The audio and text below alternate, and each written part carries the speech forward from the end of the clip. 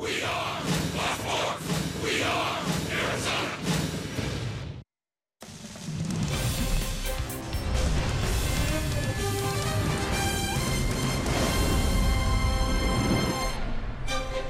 It's back on the road for the D-backs. We're in LA, but this time over in Anaheim. Our first visit here in 3 years before it's on to Pittsburgh and Miami as we begin a long road trip. Join us for the D-backs and the Angels on Fox Sports Arizona.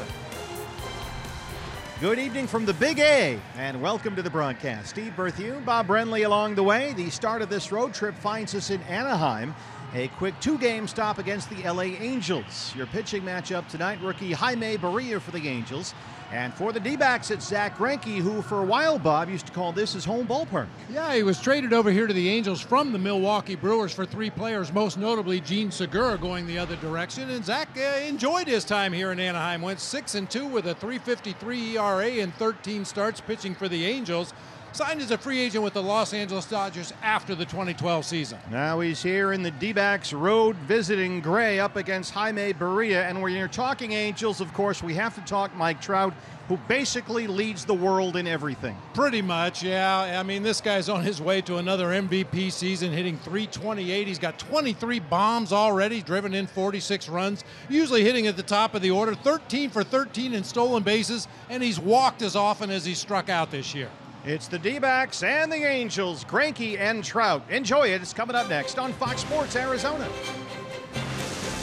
D-backs baseball on Fox Sports Arizona is brought to you by CenturyLink, connecting you to the power of the digital world. By Tire Pros of Arizona, everything rotates around you. And by your Valley Honda dealers, where you'll get more standard features for less money.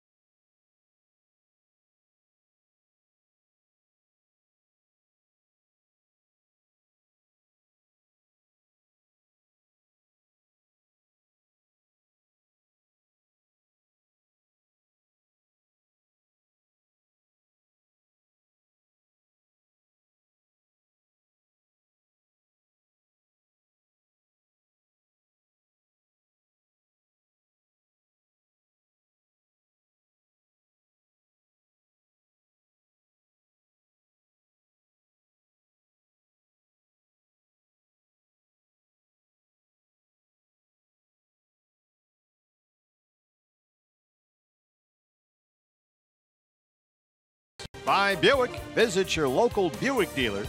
By Santan Ford, we are Santan Ford. By One AZ Credit Union, let's bank together. And by Gila River Hotels and Casinos. The card by Gila River Casinos earns you rewards 10 times faster than ever before. Sign up for the card today. Oh, lovely night in Los Angeles. Haven't been here in a while, about 3 years. Zack Greinke used to be an Angel. Now he faces them, and the first pitch is next on Fox Sports Arizona.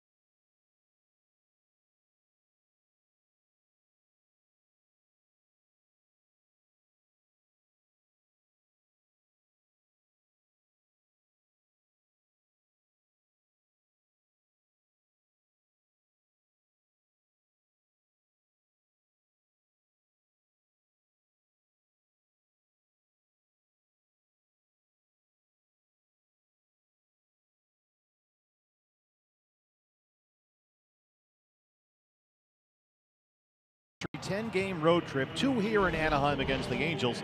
Then it's off to Pittsburgh and Miami. John Jay will lead it off. Here's your lineup presented by your Valley Chevy dealers. John Jay will be out in right field for the Diamondbacks. Paul Goldschmidt bats second, plays first base. Jake Lamb down at third. David Peralta out in left field tonight. Daniel Descalso will serve as a designated hitter in the game 1 of this series. Ketel Marte at second base. Nick Ahmed at shortstop. Jeff Mathis behind the plate. Gerard Dyson in center field, and right-hander Zach Greinke on the mound. And your Ram Truck starting pitcher for the Angels is Jaime Barea, a 21-year-old right-hander out of Panama. This is a rookie who has pitched like a veteran for the Angels. They like what they've seen so far. Tonight, just his 9th major league start. Yeah, he's been on that shuttle. This is his 5th stint at the major league level for the Angels this year. Reportedly has a really good downer slider, one of those sliders that breaks straight down, 12-6. Good fastball, good changeup to go along. Well, look around the diamond at the Angels defense tonight is provided by E.D. Marshall Jewelers. Former Diamondback Justin Upton will be out in left field. Mike Trout, that guy, out in center. Cole Calhoun will be in right field. It'll be Luis Valbuena at third. Andrelton Simmons back in the lineup at shortstop. Ian Kinsler at second base. Jose Fernandez over at first, with Martin Maldonado doing the catching for the right-hander Jaime Barea. Greg Gibson will be calling the balls and strikes tonight. He is the plate umpire. The crew chief, Jerry Lanes at first base, Jordan Baker at second, and Vic Carapazza is the third base umpire here tonight. Mike Trout and the Angels taking on the D-backs. Bob, time for your Valley Honda dealers key to the game. Well, we've got a Jay and a Lamb in our lineup. They have a Trout, so don't feed the fish. Try to keep Mike Trout off the bases. Try to make sure his at-bats are with nobody on base in front of him. It should be fun to watch a quick 2-game stop here. D-backs 7 over 500, 39 and 32. And holding a 1.5 lead over the Dodgers atop the NL West. The Giants are 4.5 back. Rockies are 5 games behind. John Jay, 307 and 2 homers starts us off. It is just a gorgeous night here. We know it's hot back home. It's lovely here. Low 70s. Not a cloud in the sky overhead.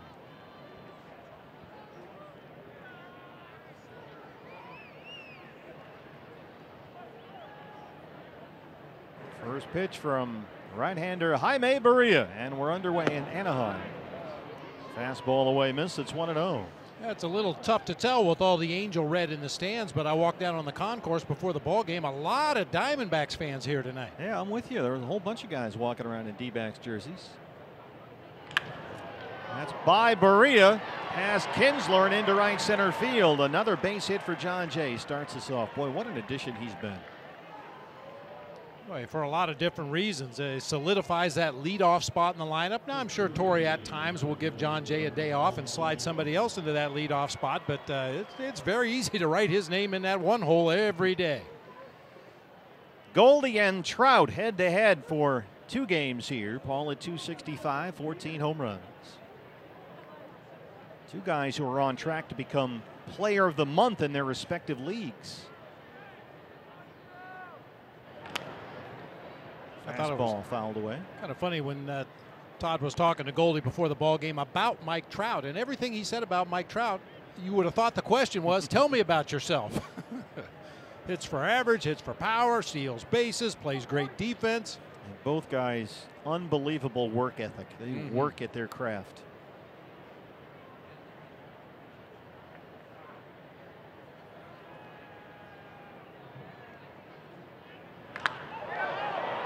There's a fly ball deep to center field. Mike Trout backing up at the wall, and there it goes. Goldie out of here. 2-0 D-backs, 2 batters in.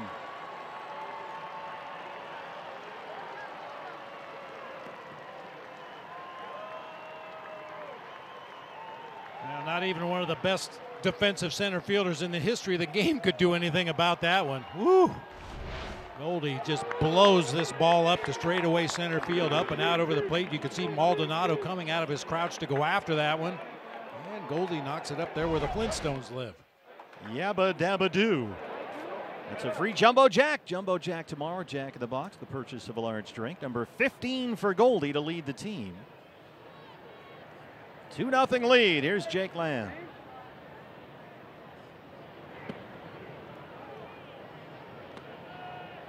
Jake batting .219. He's got 5 home runs.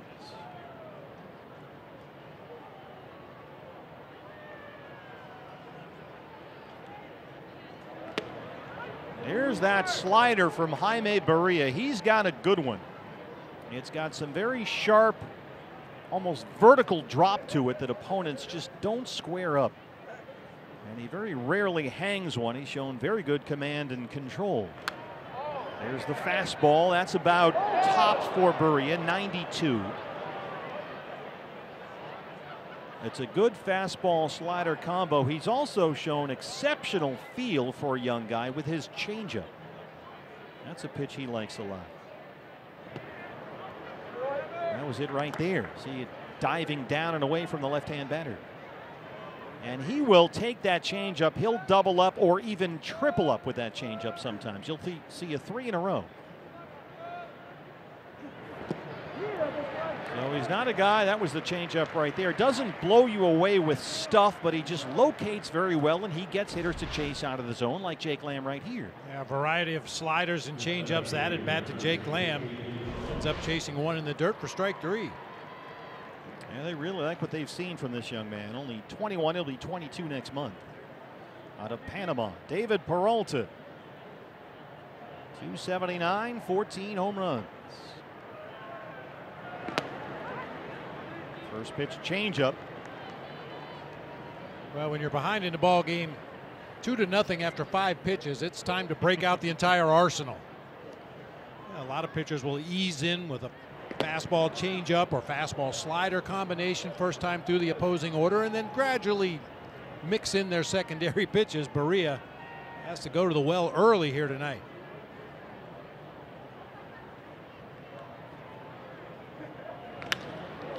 This is squared up to center field. It backs up Mike Trout, and he runs it down just shy of the warning track out there. Deepest part of the ballpark. 2 down for Descalso.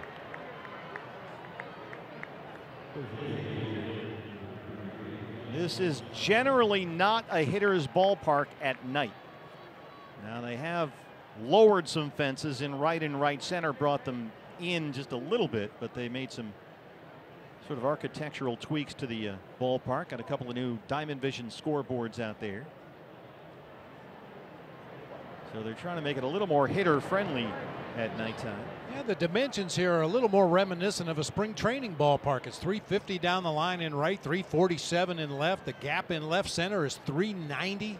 Now 396 is straight away. That yellow line used to be higher, and they lowered it and put an out-of-town scoreboard there.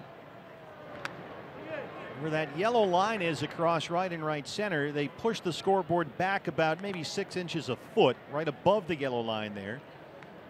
What used to be a home run, you had to clear that St. Joseph Hospital sign. Now you can see you just have to get it over that yellow line about halfway down. And that's all new digital scoreboards out there.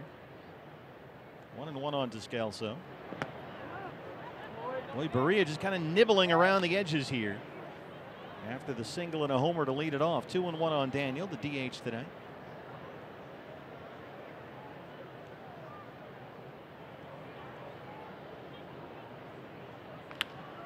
On the ground to second, Ian Kinsler from the edge of the grass. Good start for the D-backs. John Jay, a leadoff single. Goldie follows. Over the head of Mike Trout in center is 15th. And an early lead for Zach Greinke. D-backs put 2 on the board in the first.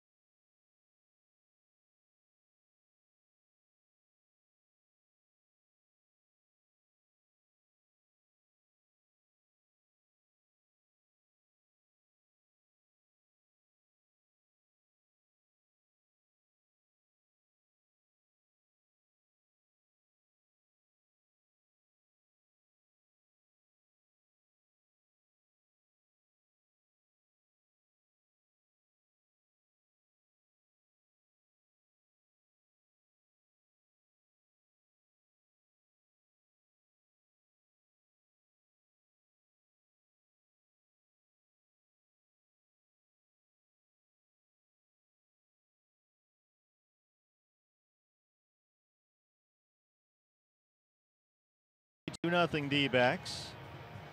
Ian Kinsler leads it off. Your Ram Truck starter is Greinke, 5-5, 14 starts, coming off a loss to the Pirates last Wednesday at Chase Field.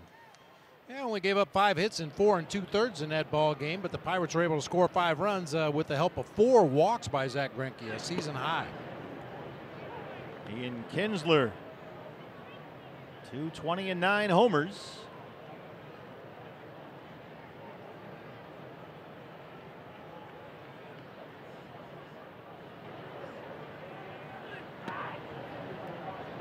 We went down to meet with Torrey today, and I know you saw Zach Greinke huddled up with pitching strategist Dan Herron, going over some video, making some notes, checking the advance report, coming up with a game plan. Now he's telling Greg Gibson, Zach Greinke, he can't see. The sun is setting here, and there's some sun peeking through the stands, blinding Zach for some reason. You can see his head is kind of lit up there. And there was a little bit of miscommunication. I think Gibson thought he was barking about a call. Foul ground, first base side. Goldie's there. Your lineup for the Angels is provided by your Valley Chevy dealers. Ian Kinsler, the second baseman, makes the first out of the game for the Angels. Mike Trout making his way to the plate. He'll be out in center field. Justin Upton, the former D-back, in left. Albert Pujols is a designated hitter. Jose Fernandez at first base. Andrelton Simmons at shortstop. Luis Valbuena down at third base. Martin Maldonado doing the catching. Cole Calhoun out in right field, and Jaime Barea on the mound. So here's Trout.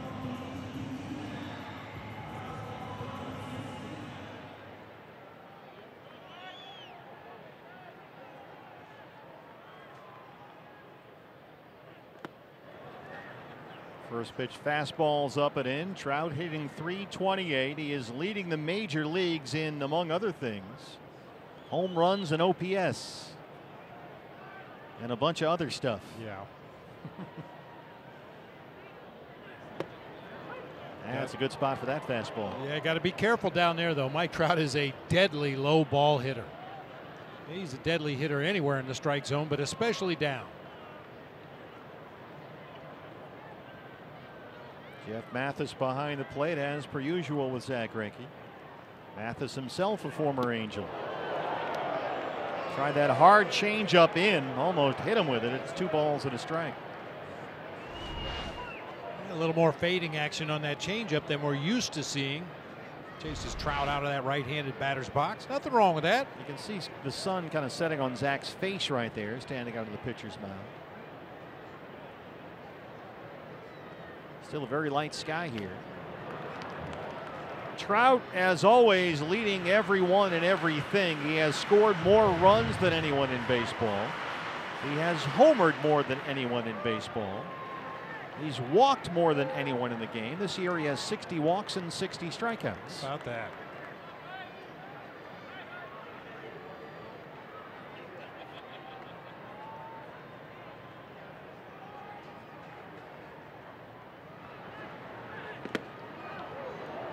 Fastball off the plate at 92, and it's full. Well, if you can go to that middle of the plate up location, you might get him out. Better not miss. Red on hot. 3-2. Tried the slow curve, and there's another base on balls for Mike Trout. D-backs defense is presented by E.D. Marshall Jewelers. Outfield of Peralta in left, Dyson in center, John Jay over in right field. The left side of the infield will be Jake Lamb at third, Nick Ahmed at short. Ketel Marte at second base, Paul Goldschmidt at first, with Jeff Mathis behind the plate once again for right-hander Zach Greinke. Former D-back Justin Upton having a pretty good year, .254. He's got 15 home runs.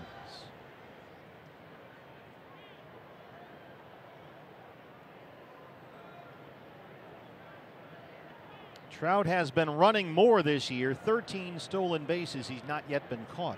It might be tough right now. Trout's having trouble with the sun over there at first base. As he took his lead off, he held his right hand up to try to shield his eyes, and while he was doing that, Zach just delivered the pitch to home plate before he even knew he let it go. Some little patches of setting sun around the infield. Outfielder should be in a pretty good shape.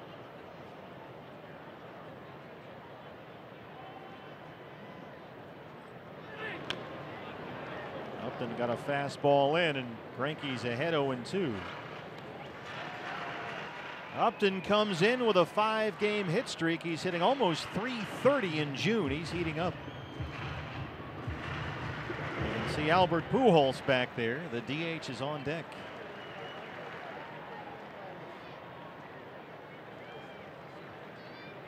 Justin Upton has punched out 83 times this year. I had to look to see if that was among the league leaders. He's only 6th in the American League with those 83 strikeouts. Joey Gallo with 106 punch-outs already. It's a different game these days. Lays off the slider. Upton, another Angels high-priced free agent. He opted out of his previous deal with Detroit. Signed a new deal with Anaheim, 5 years, $106 million.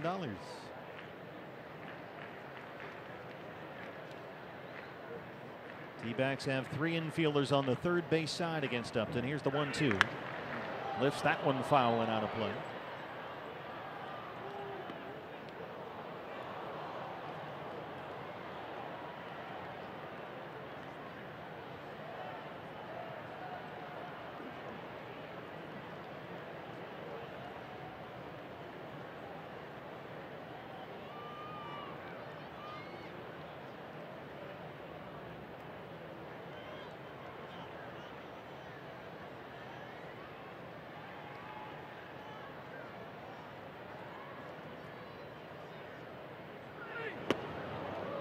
In with a fastball. Zach grunting away down there. It's 2-2. Pujols will be next. Angels are 4 over 500, but they're 9.5 games behind Houston for the American League West lead.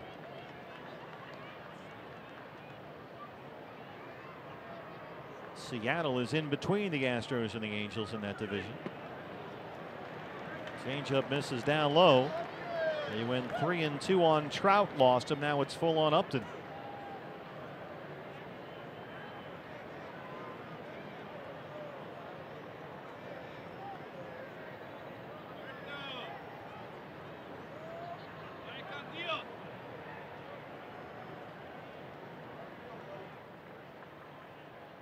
There goes Mike Trout. That one's fouled away.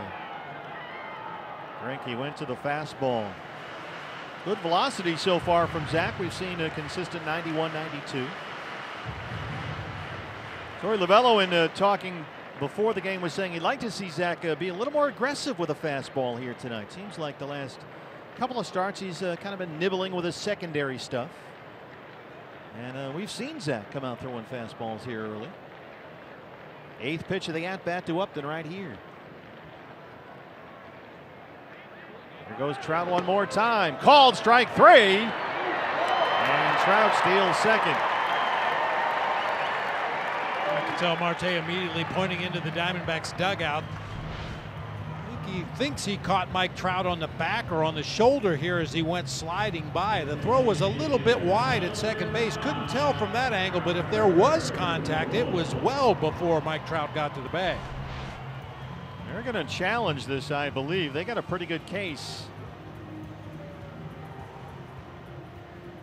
Torey checking in with Greg Gibson.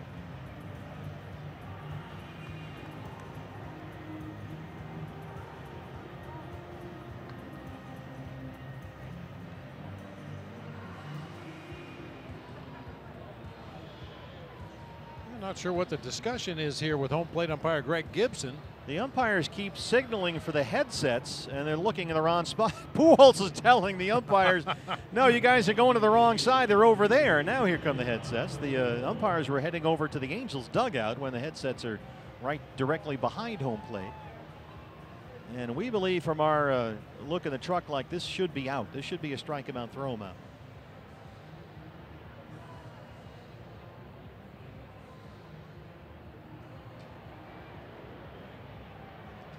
The Angels, as we mentioned earlier, put up 2 just gorgeous brand new video boards, a smaller one in left field and a big giant one in right. Here's the best look we have.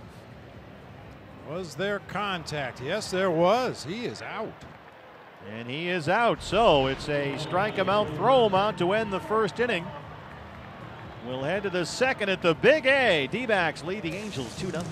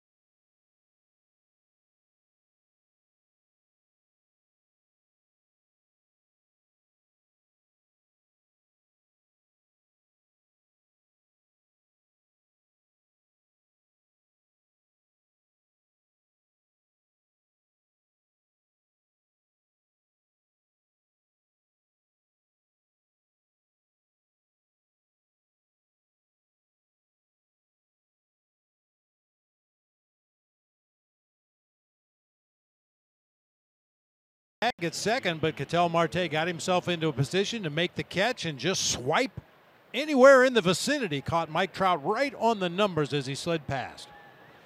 He had been a perfect 13 for 13, and here is Ketel Marte to lead off the second against Jaime Barea, 245 and 4 home runs. Valbuena in on the grass at third. That was the changeup that Barea liked so much. It's 1-0. Ketel singled, had an RBI yesterday against the Mets.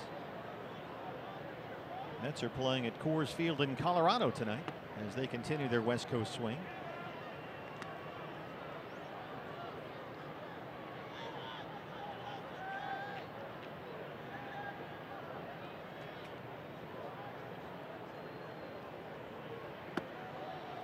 Well, Barea's really not, at least so far, showing the consistent command or control that we'd heard about all year long. Nick Ahmed on deck, 3-0 on Marte. Well, a leadoff single and a 2-run homer before you even get settled in on the mound will rattle you out there. Fastball's in there. Yeah, you may have a game plan coming out of that bullpen. I'm going to attack these guys. I'm going to throw early strikes, and boom, boom, you're behind 2-0. Suddenly your game plan changes. Especially when it's just your 9th career start in the big leagues. Well, Marte got a fastball, and it's full 3-2.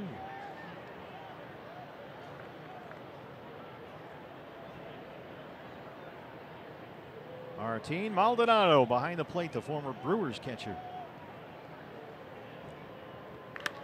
Marte gets into one. He hits this deep right field, and that ball is gone.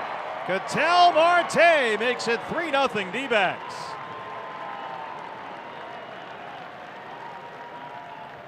Guess what? Another extra base hit. He's in such a rut, he can't hit a single. That's his 12th extra base hit this month. Oh, center cut, 91-mile-an-hour fastball. Barea knew it right away. So did Ketel Marte. That ball sailed out of here. Goldie in the first, Marte in the second. Another jumbo jack. Free jumbo jack tomorrow at Jack in the Box with the purchase of a large drink. The shortstop tonight is Nick Ahmed.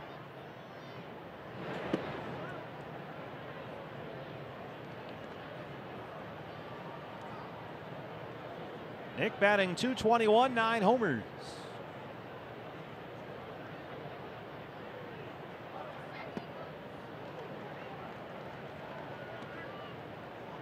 Zach Greinke handed the early 3-0 lead now.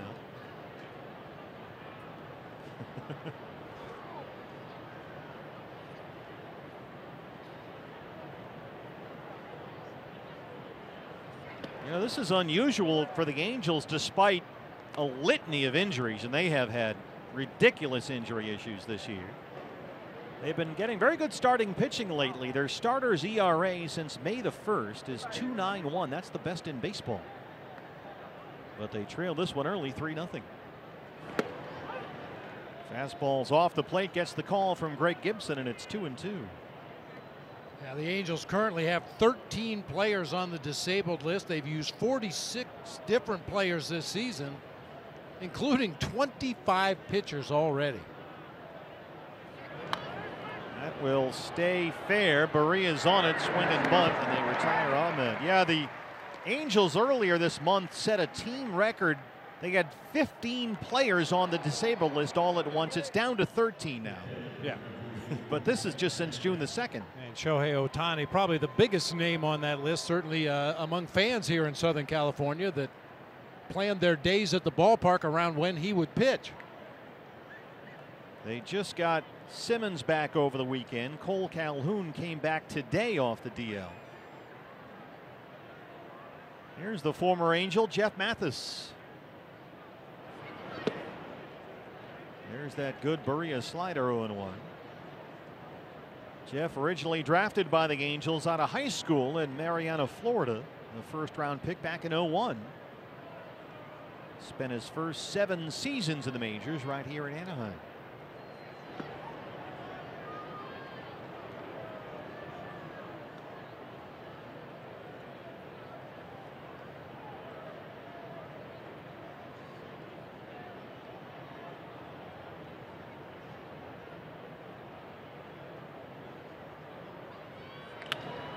On the ground is shortstop.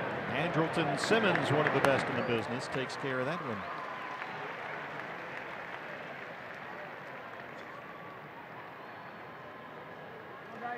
Yeah, fans may be familiar with Jaime Barea even though they don't know it. On April 22nd, he started against the Giants, threw 49 pitches in the first inning without allowing the run to score. That was the game where Brandon Belt set a major league record with a 21 pitch at bat against the Angels right-hander. That's a battle. American League Park. D-backs have the DH, so Gerard Dyson playing center field and batting 9th. Descalso in the DH spot tonight. He bats 5th. Gerard 183. He's homered twice. And again, Barea falls behind in the count, 1-0.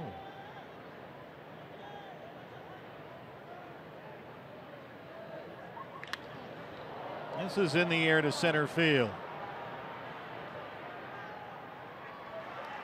D-backs had a 2-0 lead after the Goldie homer. Marte's solo shot makes it 3-zip.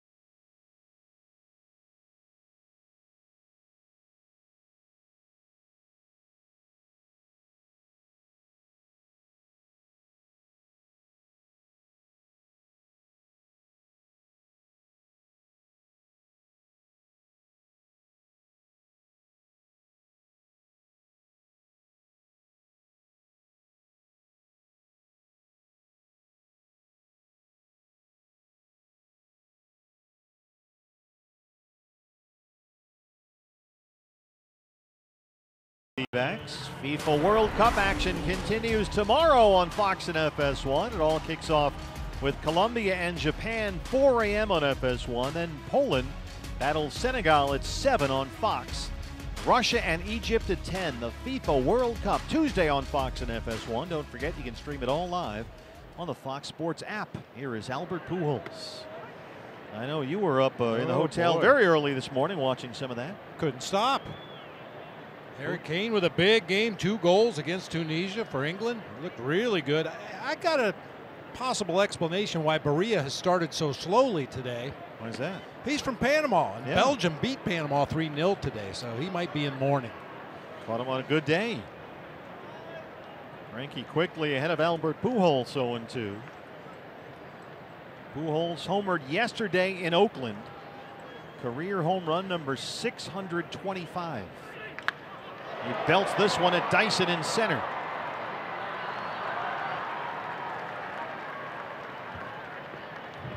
One down in the Angels' second. Seems like a long time ago, but Albert Pujols made his debut with the St. Louis Cardinals as a third baseman. When he was 21, I believe, Jose Fernandez is the DH. He's only played 8 career major league games. He is a 30-year-old rookie from Cuba.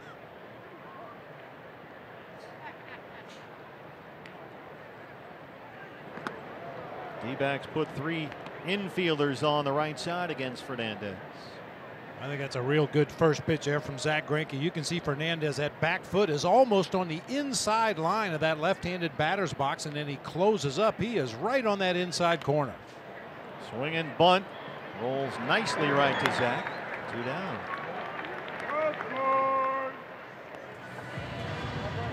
The shortstop, Andrelton Simmons.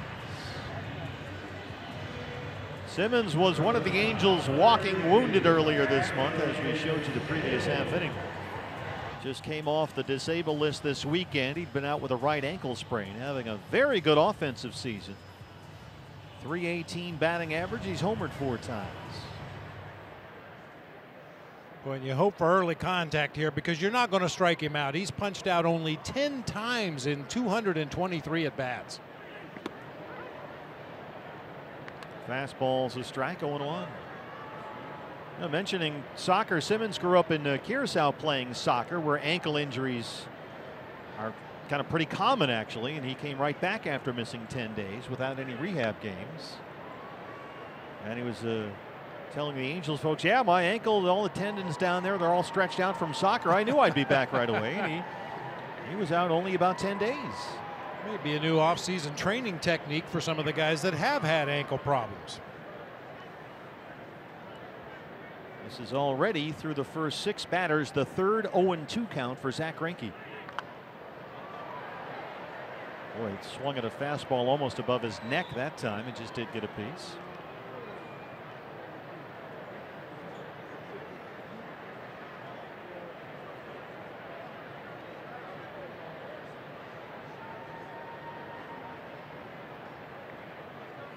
See that fake rock formation behind Zack Greinke that's out there in center field. What do you mean fake? Well, it's always kind of, there's the Ephus pitch. It's always sort of reminded me of a miniature golf course. Yeah, you expect to see a windmill and a dinosaur with his mouth open out there or something. I walked out there last time we were here. It's just a bunch of plastic fake rocks. And you got the pretend waterfall. I mean, I guess it's very scenic, but it's a little odd with the highway right behind it. The freeway. There's the fastball. Dyson in center. Zack Greinke, a nice quick 1-2-3 second. He leads it 3-0.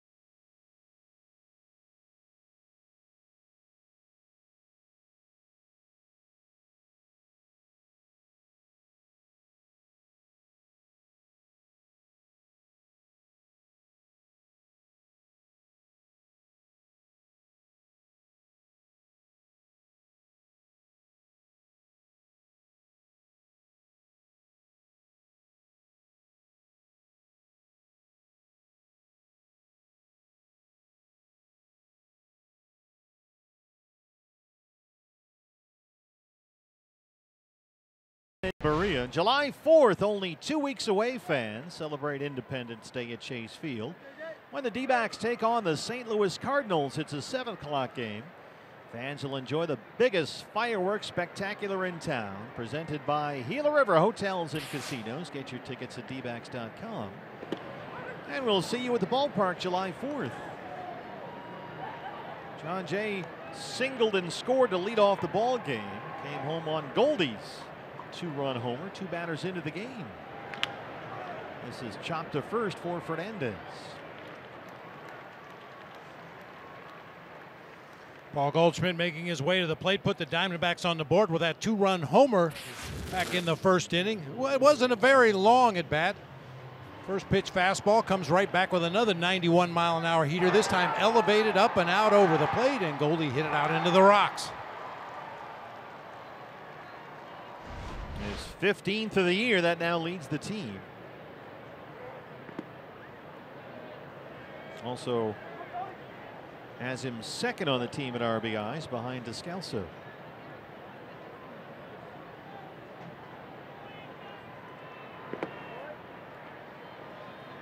Changeup misses low. 2 balls and no strikes. Goldie singled twice, walked yesterday against the Mets.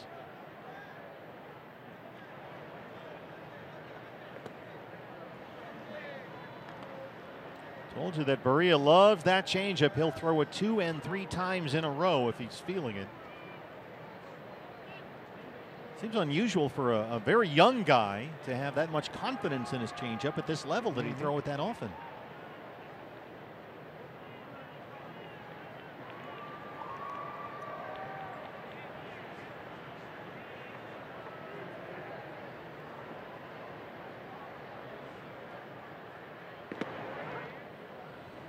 .30 slider to Goldie. You take a guy deep to straightaway center field in your first at bat of the ball game, you are going to be pitched extremely careful the rest of the ball game. Jake Lamb on deck. Another slider. Now back-to-back sliders. Well, Barea works fast. He's a get it, throw it type guy. I think this is the changeup. Ran it in on his hands. He's got a lot of faith in that pitch. Gets his second strikeout. Hey fans, anytime the D-backs score 5 runs or more, Taco Bell is giving away 3 free crunchy beef tacos with the purchase of a large drink between 4 and 6 the following day at participating locations.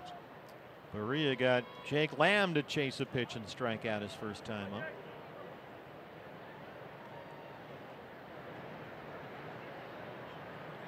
.40 pitches, 24 strikes. There's the fastball. As Bob mentioned, Jaime Barea has been back and forth between the majors and the minors much of this year. He's made 5 starts for their AAA club in Salt Lake. Angels went to great lengths to expand their rotation. They had a 6-man rotation to accommodate Shohei Ohtani, but he's now out with that UCL sprain, and so they've got to rearrange things, and as a result, Barea's kind of gone back and forth all year. But they really like what they've seen. And mechanically, one thing you'll notice with Barea that you don't see a lot of nowadays is that big step back with the left foot. Most guys try to stay over the rubber as much as they can, but he takes a huge step to his left before starting his windup. That was a good changeup there. 2-2.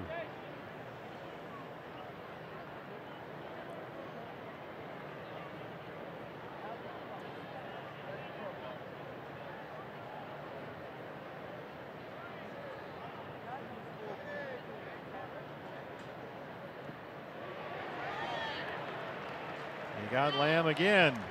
He works a 1-2-3 third. D-backs have a 3-0 lead.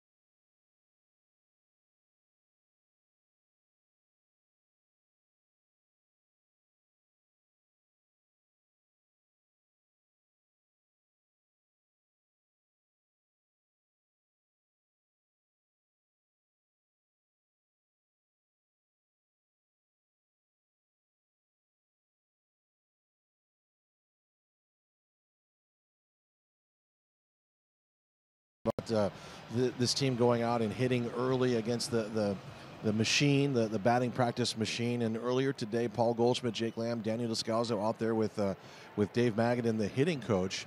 And I absolutely love what Paul Goldschmidt said about getting out there and getting a chance to get up against, well, that velocity and that consistent release point. He just said, look, if you're going out there and getting this and you're looking at this from 2:30 this afternoon, you have a chance to slow the game down when you get into the real action like he did in the first inning. I talked to Dave Magadan earlier today, the hitting coach, about that. He said, look, we've been doing a lot of this, especially in that horrible month of May, and we just wanted to get out of that sort of that rhythm that you get into and that rut of batting practice velocity and the pitches that you see in BP, right, Bob? Yeah, I mean, the coaches do the best they can, but most of the time the pitches guys hit during regular BP are 50, 60, 65 miles an hour, usually thrown from about 45 feet, so it doesn't really simulate what you're going to see when you get out there in the game. And Bob can't really relate to this, but Steve, maybe you can with me. And there's a grounder to the hole there. Val Marte gets over there nicely. They retire Valbuena. Yeah, Tom. Well, I'm thinking you and I are probably on the same page in this. The old batting practice machine and the roll of quarters that I used to bring pretty much ended my hitting career right about 9th grade. Once you went into that 88-mile-per-hour thing. Yeah, they always had one of those in the parking lot of the miniature golf course, exactly which would fit nicely with the center field out here. Yes. Martin Maldonado, the catcher. Yeah, Torrey said last month they were getting beat by velocity. So they put that thing, as you saw there a moment ago, in front of the mound. It's not on the mound, so it's like 50 feet away. And it is humming them in there. And it seems to have really helped. You know, and I will say this, most guys prefer not to hit off of any kind of a machine, but I think this is a completely different thing here. Guys like to see an arm action. They like to see the release point, the ball coming out of a hand. That's why the coaches throw BP right before the game.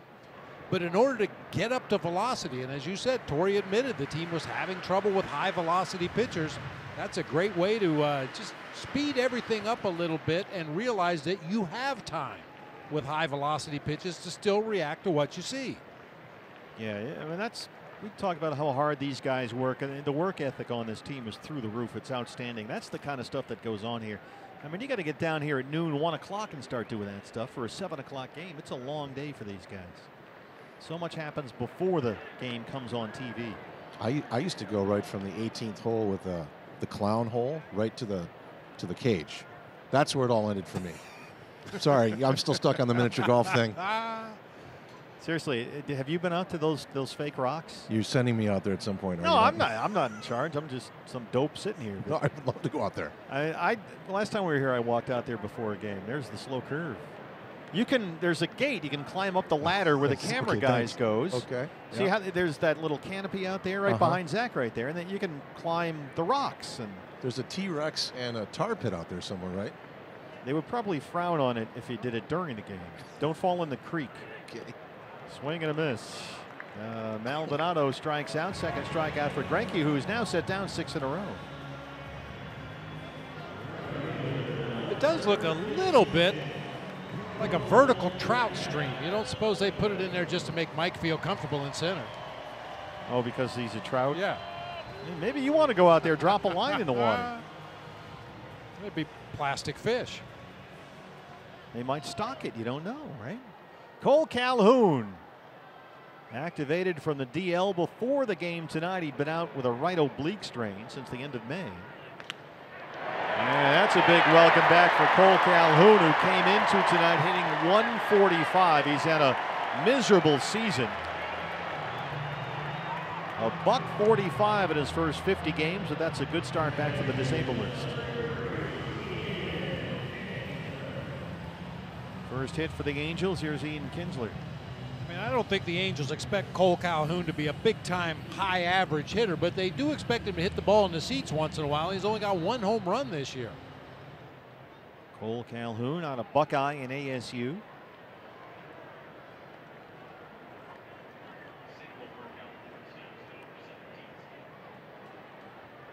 Kinsler popped up, foul ground to Goldie his first time up, lays off a fastball away. Ian Kinsler, after 8 seasons with Texas, the last 4 in Detroit. Traded to the Angels in December for a couple of minor leaguers.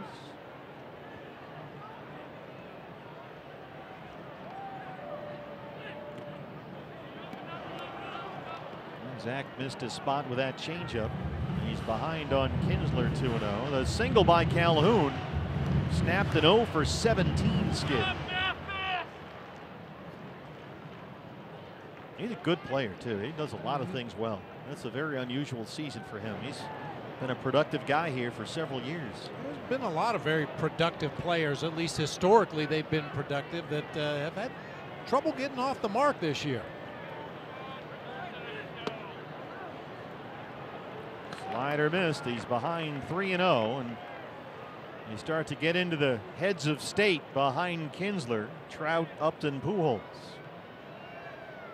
Kinsler, another guy that's walked as often as he struck out this year. 21-21 coming into play tonight.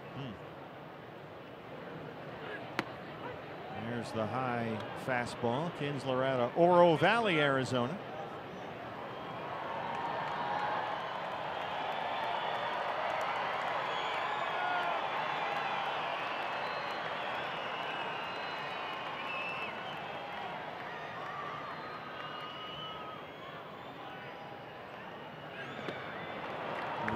Good change up there. Left it up just a bit. Zach's changeup usually a little harder than that. 87, 88. That one in at 85. And it's full 3-2. Goldie still holding Calhoun on the bag at first. Another changeup. Calhoun takes off. Just got a piece of that changeup.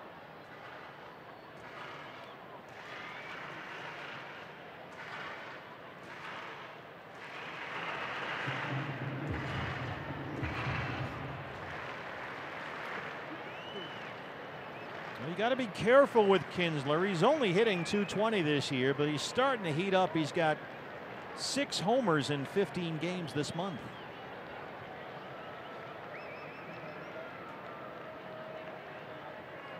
Calhoun off with a pitch. Kinsler reaches down, lifts it in the air, short left. Peralta won't get there. It drops in and rolls behind him. Calhoun's at third and Kinsler's at second as Trout makes his way to the plate.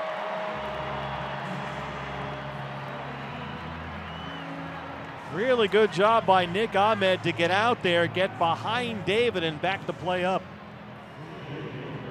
I think David got fooled. It was a full swing by Ian Kinsler, but hit it off the end of the bat. Just a little floater out there in shallow left field. Yeah, you see Nick just keeps on going.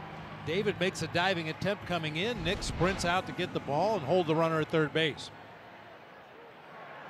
So second and third, 2 down for Trout, who walked his first time up.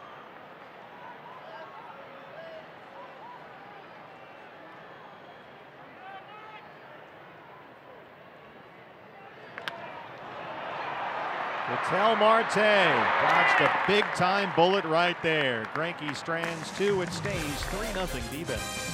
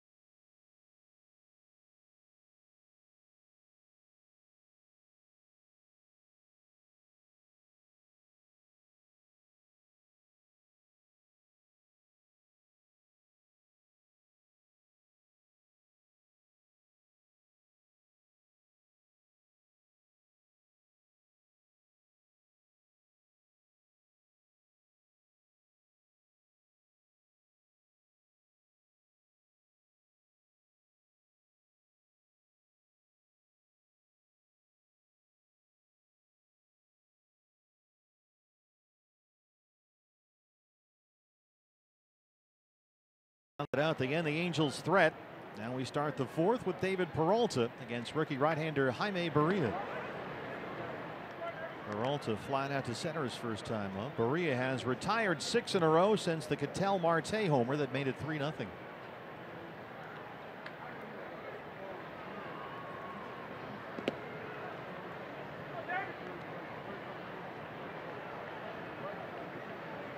David had an RBI double against the Mets yesterday. He's hit safely in 8 of his last 9 games. Fastballs in the dirt, 2 balls and 1 strike. Just the 9th career major league start for 21-year-old Jaime Barea.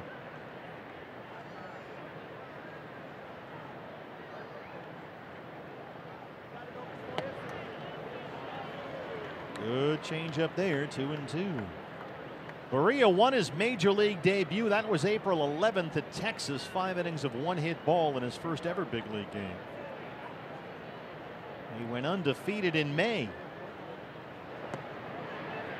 He strikes out Peralta. He struck out the last 3 Diamondbacks. Goldie Lamb, Peralta. Brings up Descalso.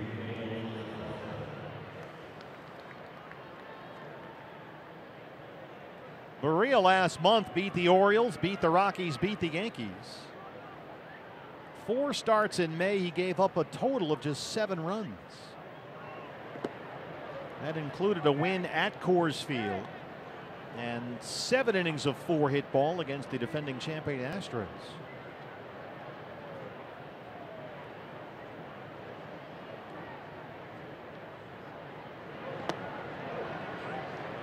You show up at the ballpark every day and you learn something new. I did not know that Daniel Descalso's last name in Spanish means barefoot. It says on the big board here that some of his Latin teammates call him sin zapatos, which means no shoes. Shoeless Daniel Descalso. He's got himself a knock. That ends a stretch of 7 straight retired by Barea. Marte homered leading off that second inning. Let's take a look at the pitch by pitch. Brought to you by Nationwide Vision Eye Centers.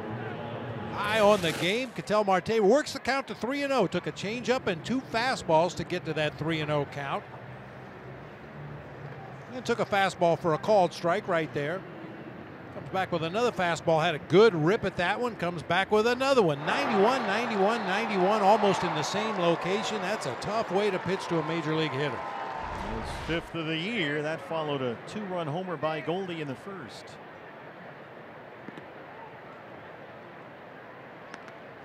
We talk a lot about guys working all 4 quadrants of the strike zone. Well, if you throw 2 or 3 pitches in the same quadrant at exactly the same speed, a lot of hitters are going to recognize that 3rd one. Time to try a different quadrant. Fernandez holding Descalso on the bag at first. Boy, he really likes that changeup.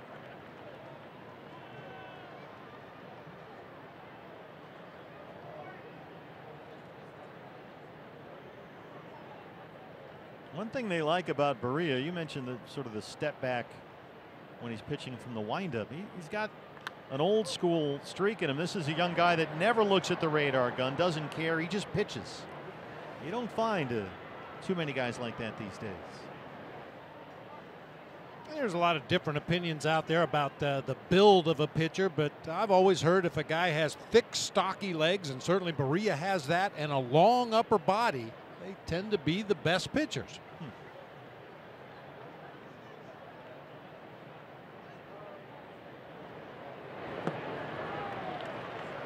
There's that good slider. Boy, Barea's got it going now. He has struck out 4 the last 5 he's faced. Yeah, that's straight down. We were told that his slider, especially when he really gets on top of it, has almost straight down movement. 12-6. Just about every right-handed pitcher has some lateral movement away from a right-handed hitter while the ball is moving down on their slider, but Barea's goes straight down. Nick Ahmed.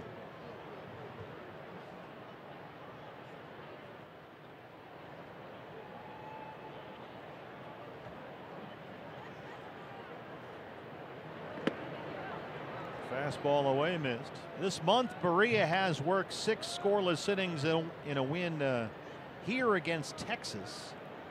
He lost his previous start. That was last Tuesday at Seattle.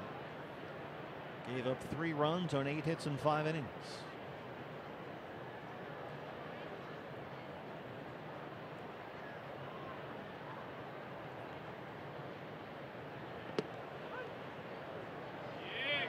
Caught the corner with a slider.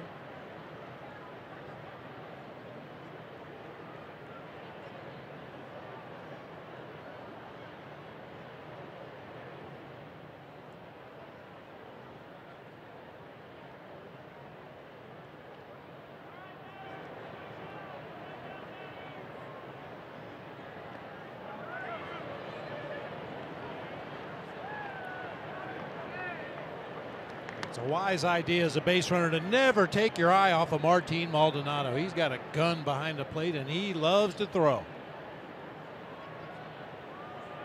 He's got the chance in Anaheim here, his second season with the Angels, to be the frontline starting catcher after all those years primarily as a backup in Milwaukee.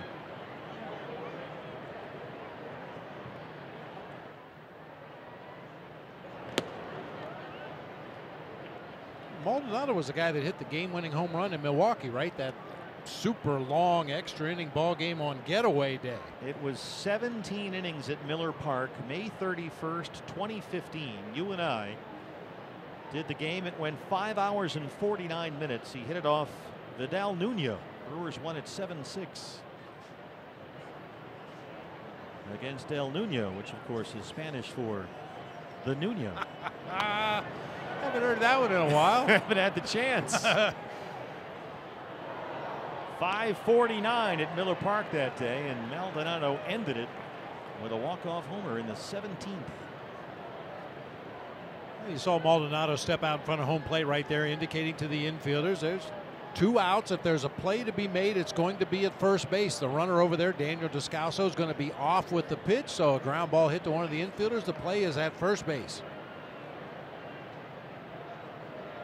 Full count, 3-2. Descalso will get the early start. And there he goes. Sliders in the dirt. A 1-out single, a 2-out walk brings up the catcher, Jeff Mathis. First base on balls issued by Barea here tonight. Mathis grounded out to short his first time up.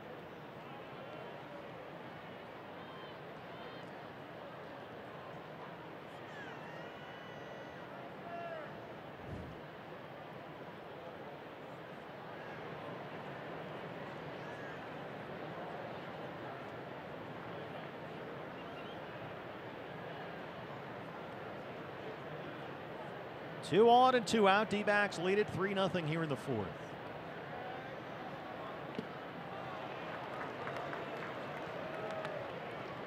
Boy, this guy with the secondary slider, changeup, changeup, slider.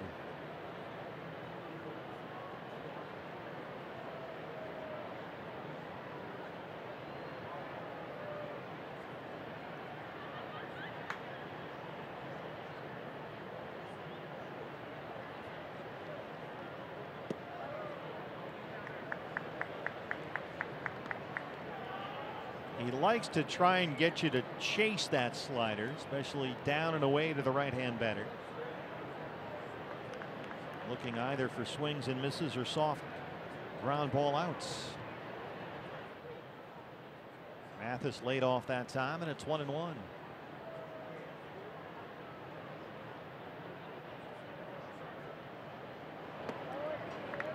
Another slider right there, another take, 2 balls and 1 strike.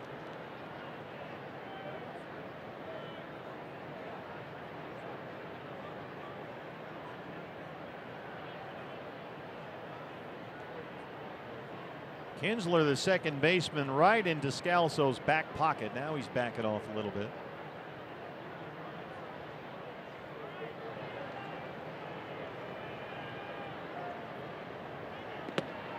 There's a fastball, 2-2.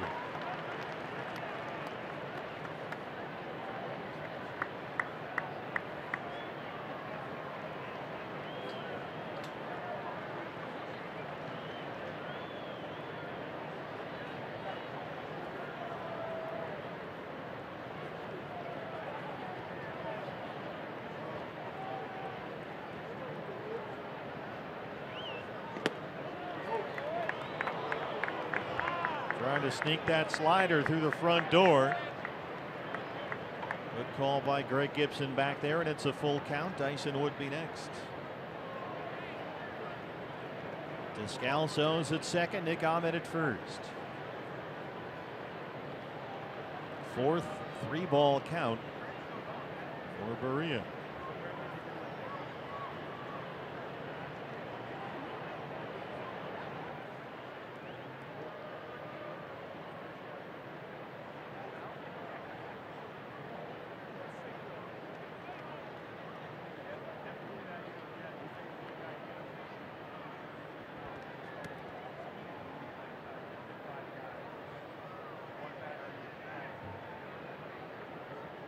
Runners on the move. Mathis hits it deep to left center field. Trout's on the run. He won't get there.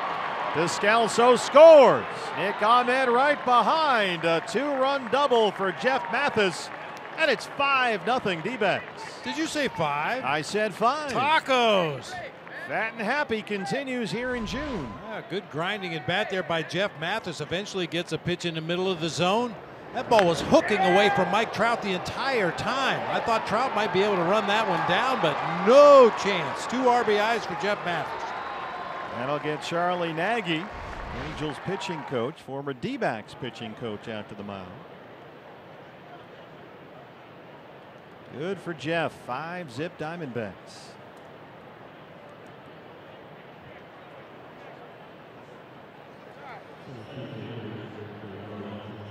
One thing about Jaime Barea, he does not pitch especially deep into ball games. He's completed 6 innings only twice, 7 innings one time. His high pitch count for the year is 96, and he's about to throw number 70 with 2 outs in the 4th. Jarrod Dyson, chance to tack on a run. Here's a fastball, 0-1. Dyson flying out to center his first time up.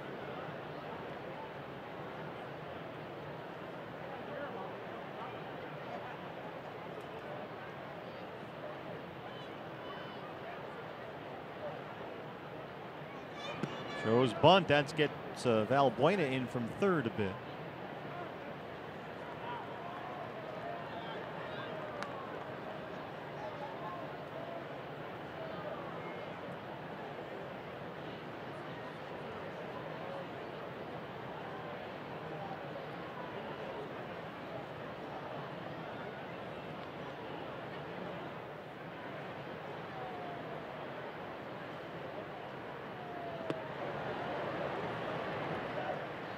There's the Barea change, and it's 1-2.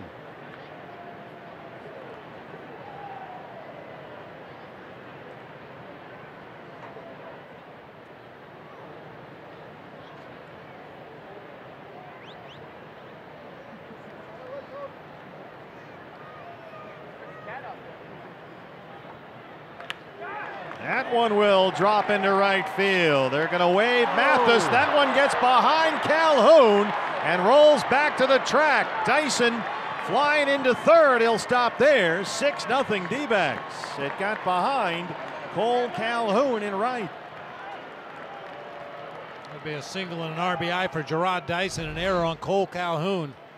I was just about to say he's got a really good throwing arm, and Tony Paraschica was waving Jeff Mathis the entire time. Calhoun just fans on it right there. Once it gets behind him, it's off to the races for Jarrod Dyson. One guy you don't want to do that against is Dyson. They're lucky he had to stop at third.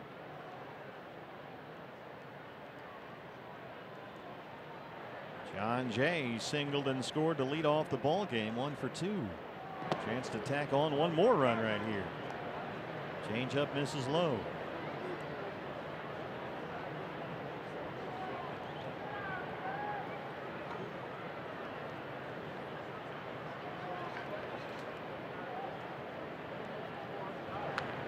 Tell you what, Bob, you consider the way that yesterday's game ended. That was an absolute crusher. To see them bounce back like this, jump ahead of a good team here on the road, that says a lot. Well, it's one thing to say it, that you leave games behind, you address the issues that need to be addressed, and then you let it go and look forward to the next day's game. But it's a little tougher to actually do it than it is to just say it. But the Diamondbacks bounce back in a big way here early tonight. Bullpen gets busy for the Angels.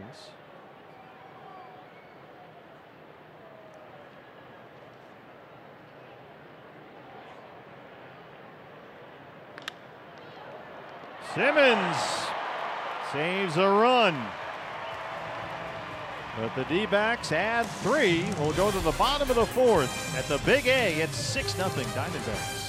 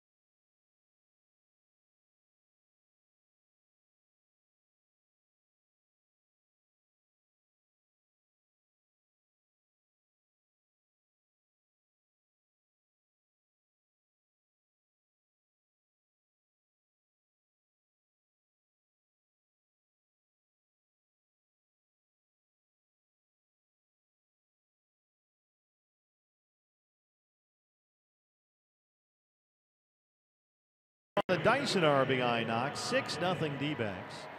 Fans, on June 27th, the celebration of the D-backs 20th anniversary continues as Fox Sports Arizona brings you a brand new show on the D-backs defense over the years. It's hosted by Gracie. It's He Caught the Baseball. Debuts Wednesday, June 27, after the D-backs and the Marlins right here on Fox Sports Arizona. Former D-back Justin Upton leads off the Angels' 4th against Zack Greinke, who now holds a 6-0 lead. Upton struck out looking to win the 1st.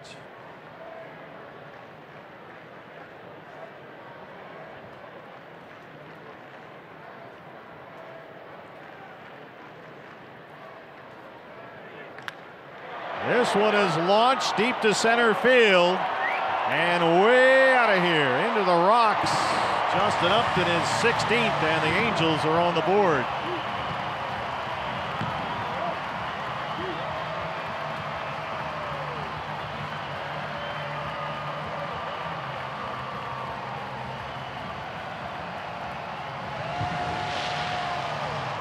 That was a familiar sight for Diamondbacks fans who watched Justin Upton in his time in the desert. When he is right, a very short, quick, abbreviated swing, not much of a follow-through, but man, can he put a charge in. Right into the camera well out there. That's the 15th home run given up this year by Zack Greinke. This is his 15th start. Here's Albert Pujols, who lined out hard to center his first time up. Starts him off with that slow curveball and steals strike 1. Pujols, a home run yesterday in their loss at Oakland, number 625 on the career. And he gets into one. This is hit deep to left center field. They go back to back. Number 12 for Albert, who has now homered in 4 of his last 9 games.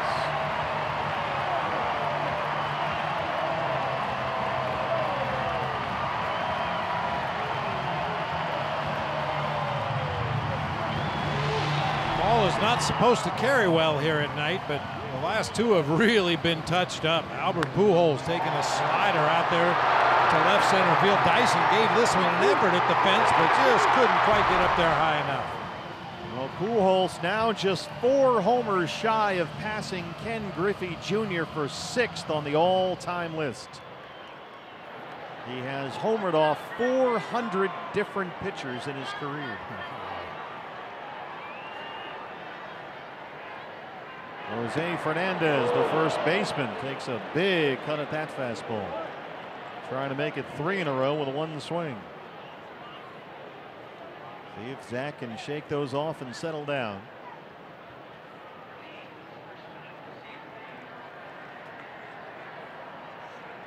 It's the first time all year the Angels have hit back-to-back homers, and this one will dunk into center off the batter Fernandez.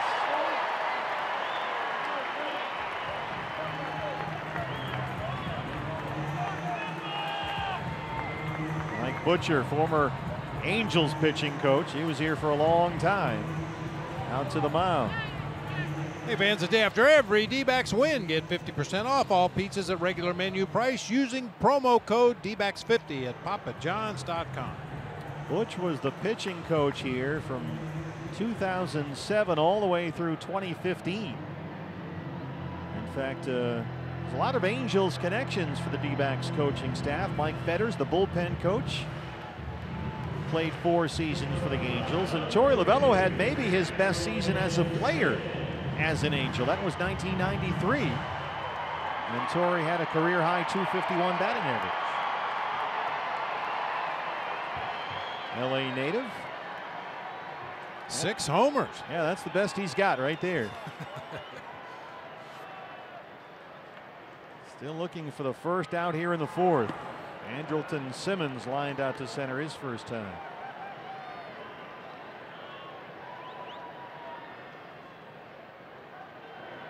Jerry Nair, the bench coach, played over 200 games with the Angels.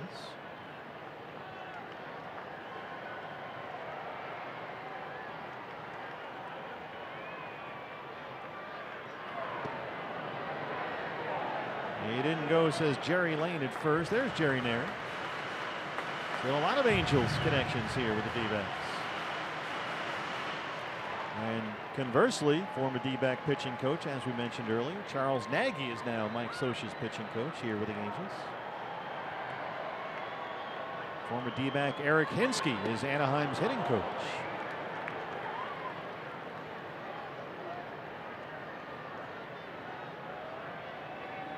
Free Hinske.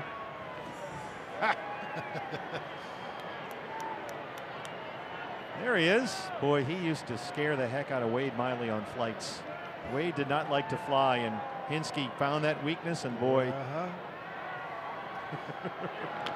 made some long flights for poor Wade Miley.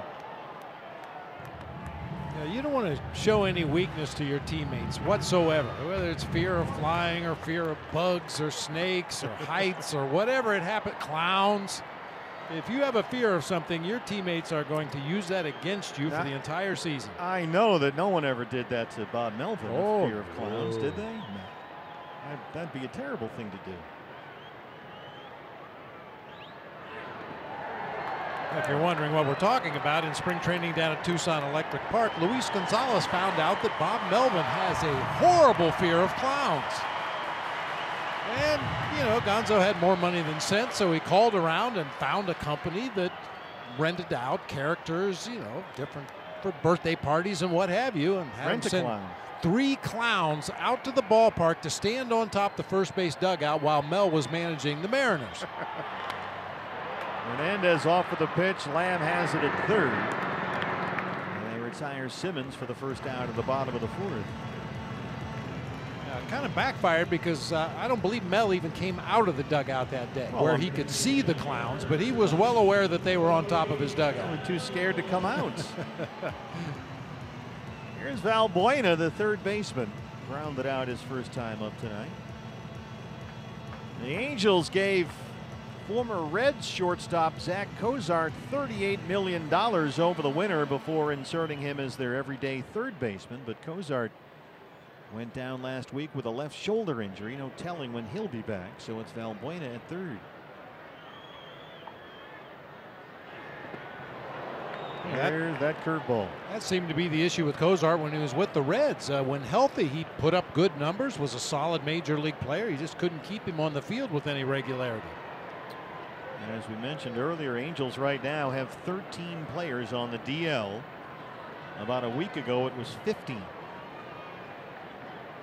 A franchise record.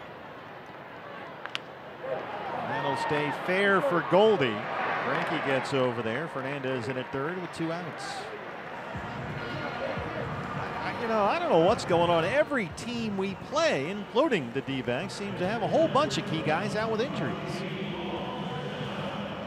We talk about it all the time. It happens to every team at some point over the course of the year. Ideally, you don't lose too many of your key people at the same time, but that's a common problem around baseball, dealing with injuries. That's why organizational depth is so important. Yeah. The catcher, Martin Maldonado, struck out his first time up. Good hard changeup from Zach. He likes that changeup about 87, 88 off a fastball that's 91-ish. It's not a velocity pitch for him. It's a movement pitch. 60 pitches, 41 strikes.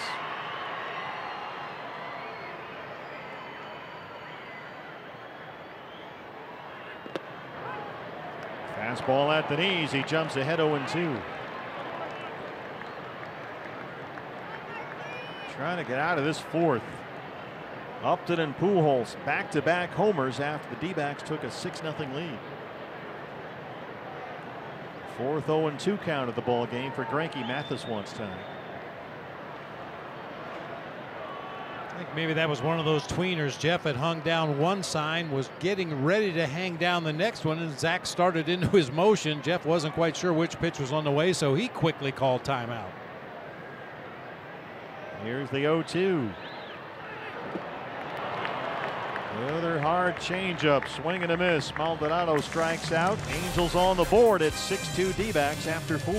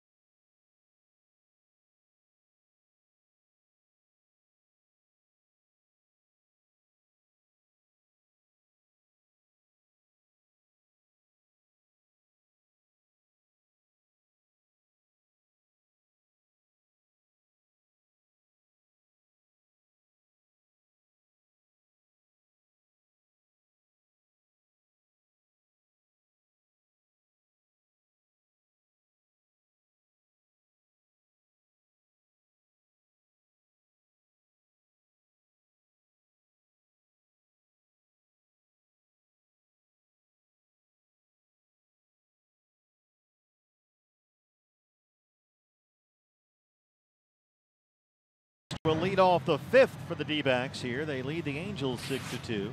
Hey fans, ever thought of enjoying a game from a D-backs suite? Well, now's your chance.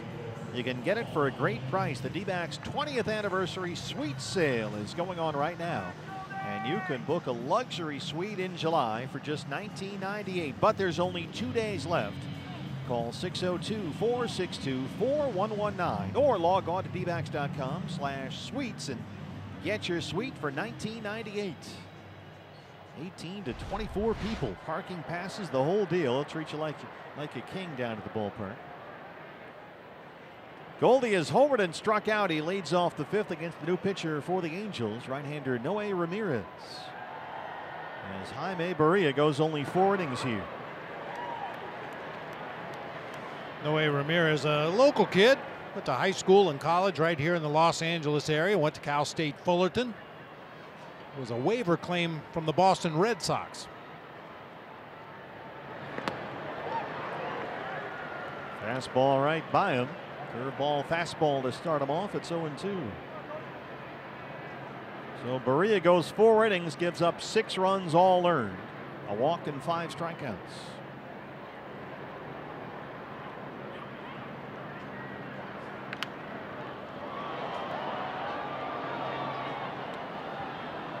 Ramirez really herky-jerky out there. Usually that's a description you say for left-handed pitchers, but Ramirez, a right-hander that's got a lot going on with that delivery.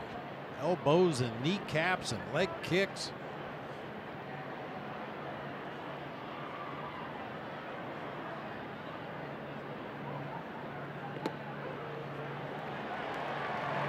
Got him on a changeup. Second time tonight, Goldie has struck out. 1 down in the 5th.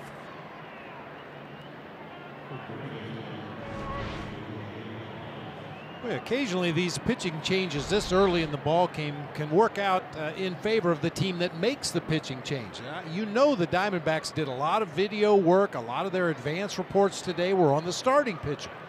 You blow the starter out after 4 innings, now you're going to get a parade of relief pitchers that maybe you don't have quite the same amount of information on. And then you get to look at this guy who's all arms and elbows and kneecaps up there, coming at you from weird angles.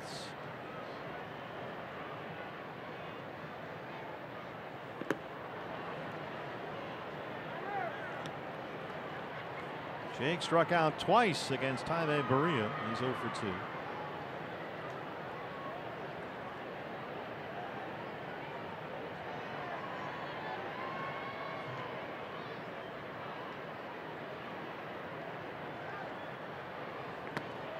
Ramirez is the long guy back there for Mike Scioscia.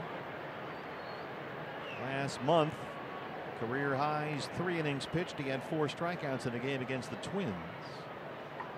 So he's able to give the Angels some length here tonight, which is a factor for Anaheim because they're going to have a bullpen game here tomorrow. They don't have a starting pitcher, as it were, lined up. We mentioned with the Ohtani injury, they've really had to rearrange things in the rotation. And so it's going to be a bullpen game for the Angels tomorrow. Felix Pena is going to start. He's a reliever. Matt Cook starts for the D-backs. So they want to blow through too many relievers here tonight with a bullpen game on tap tomorrow. Full count on Lamb, 3-2.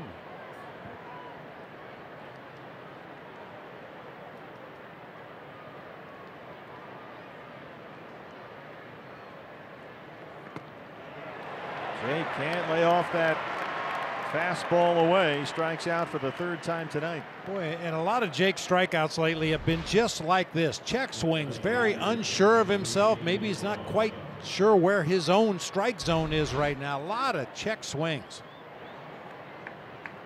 D-backs batters have already struck out 7 times tonight through 4 2/3. Here's Peralta, who struck out his last time up. He's 0 for 2.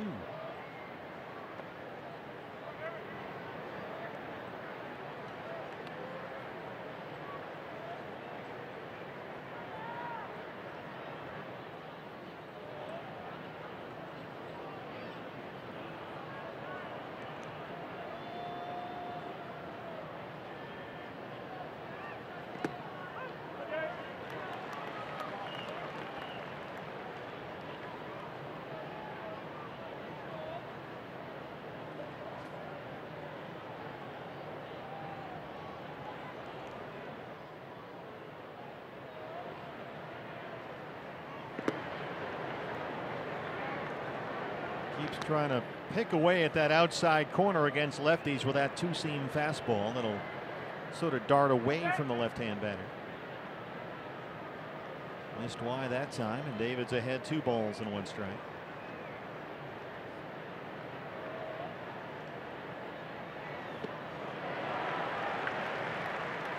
Swing and a miss, 2-2. Ramirez coming in his first inning of relief has a chance to strike out the side here. 2, 3, and 4. Goldie Lamb Peralta.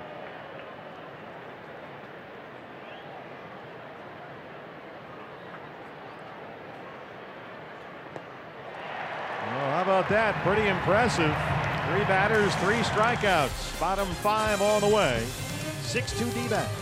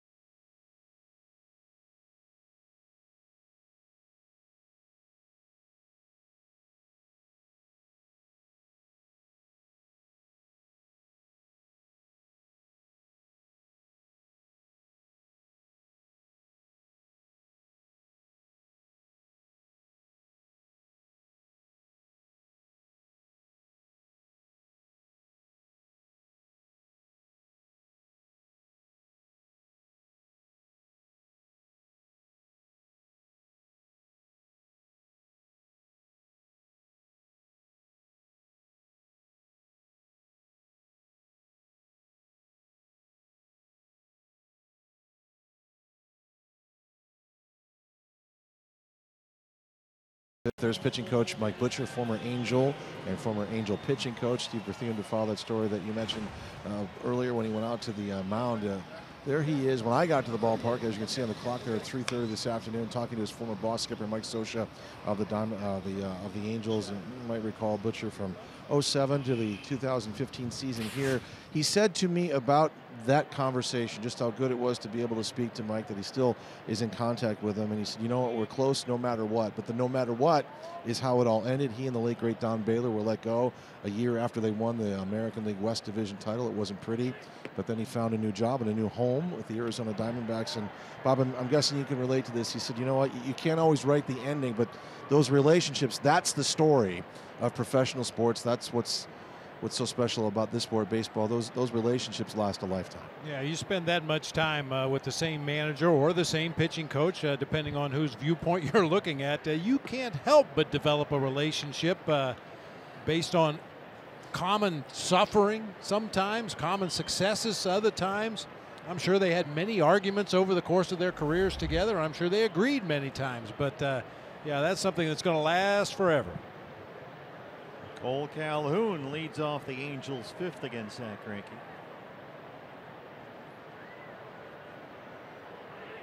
It's amazing, just from an observational standpoint, how much time as the manager, and you can certainly speak to this, your coaches are right next to you all the time. You're in the same physical space as these guys. Oh, yeah. Forget about what you go through emotionally, which is a whole nother roller coaster ride. They're right next to you in the dugout, on the bus, on the plane, in the clubhouse. It's amazing.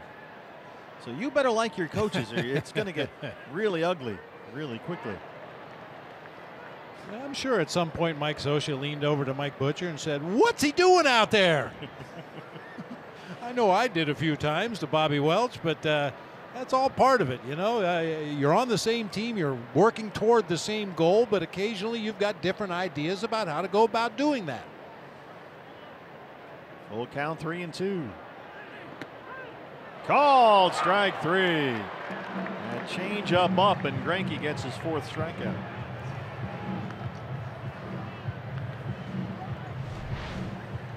Change up high that time, right at the edge of the strike zone. Calhoun knew it.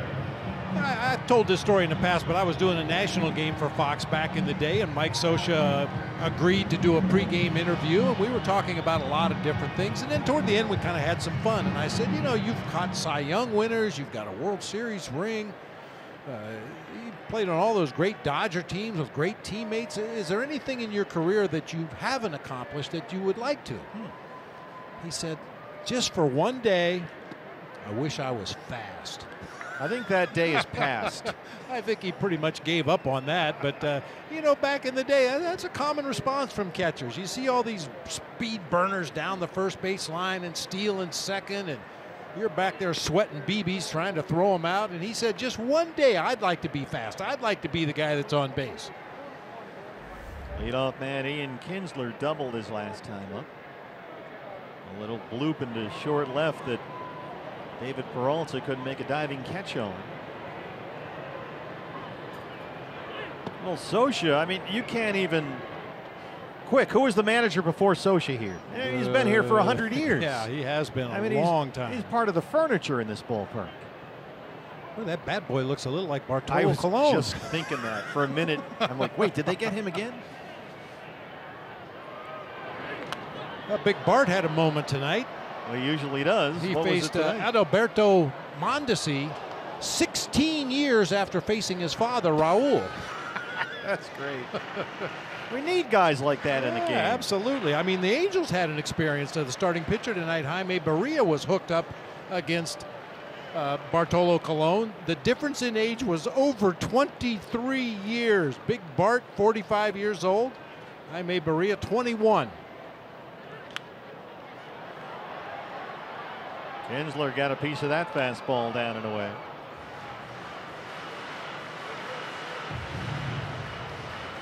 Tell you what, the Angels, they've not played all that well here in their home park. They're 17-18 at the Big A. And they are batting only .228 as a team at home this year. That's the 3rd lowest home batting average in the major leagues. Wow. He didn't go, says Jerry Lane. Count is full, 3-2. Now, it's quite a contrast. The Angels have the 4th best road batting average in baseball, but they just don't hit as a team here in their own park, except for the home runs. And with guys like Trout and Upton and Pujols, that kind of makes sense.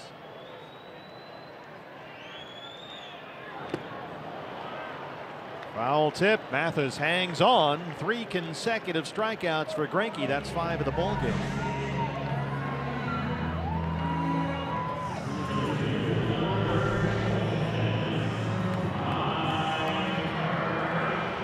Here's Mike Trout. He has walked and grounded out. It was a big moment in the game. Trout came up 2 outs in the 3rd. Runners on 2nd and 3rd, and grounded out to second base in the first pitch he saw.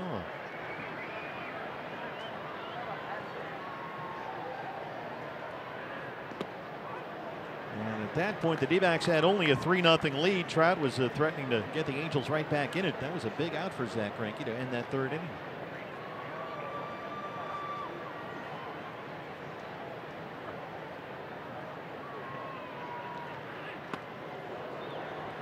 In with a fastball.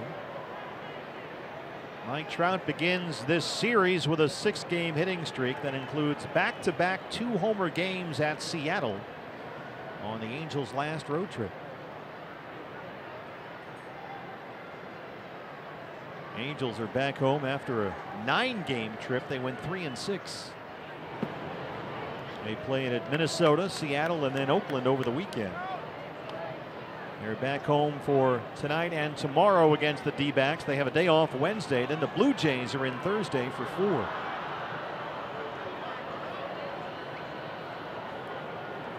There's a little beach ball or something out there behind John Jay and right.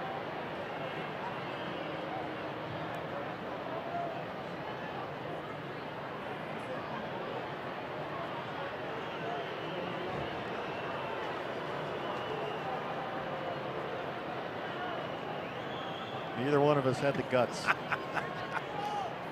2-1.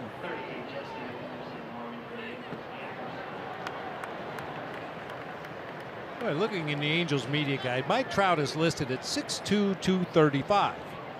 But when you stand down close to him, oh goodness, he looks like he's about 8 feet tall and weighs 400 pounds. He's just a big, thick human being. Yeah, he's built like a Mack truck. And can fly. Here's Peralta. They'll have to play that on a hop. It drops in front. Trout's aboard.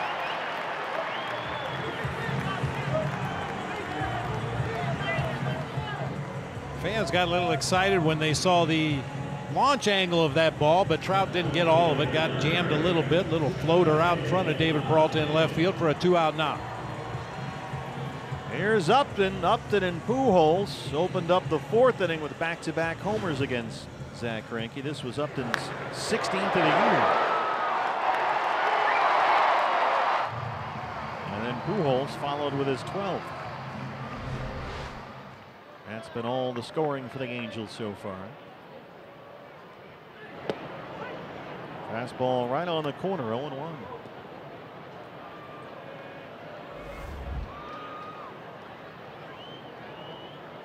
Upton putting up good numbers again this year. He's 30 years old. He'll be 31 in August.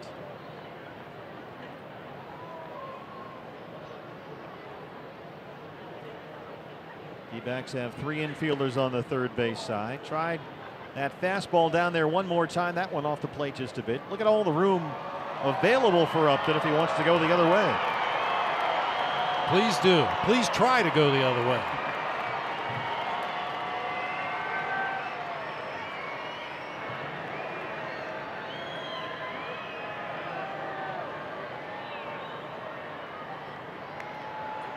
Upton was traded from the Tigers here to the Angels at the end of August last year. And between Detroit and Anaheim, had a really nice season, a career high 35 homers. He knocked in 109 runs. And then redid a contract, decided to stay here long term, got a new 5-year deal. And based on the way that the free agent market went this winter, that was a very smart decision. He got about the same money that J.D. Martinez got in Boston, just about.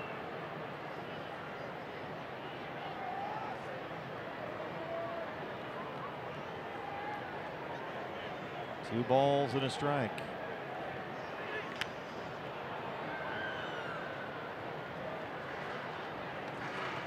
Well, partner, we both started here in 2013, and it was really sad to see Justin Upton get traded right before we started working here. I was looking forward to watching Justin Upton on a regular basis. I know Diamondbacks fans occasionally got frustrated with his inconsistency, but boy, when he's hot, this guy is fun to watch. Well, D-backs, of course, sent Upton to Atlanta. Got Nick Ahmed as part of that deal. Randall Delgado, Martin Prado. Got some key pieces in exchange.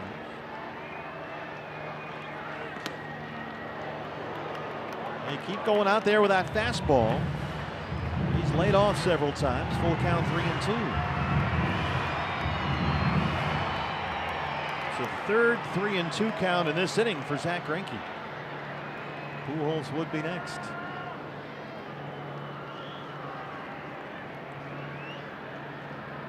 Goldie playing behind the runner. Here goes Trout. Foul back. Another fastball.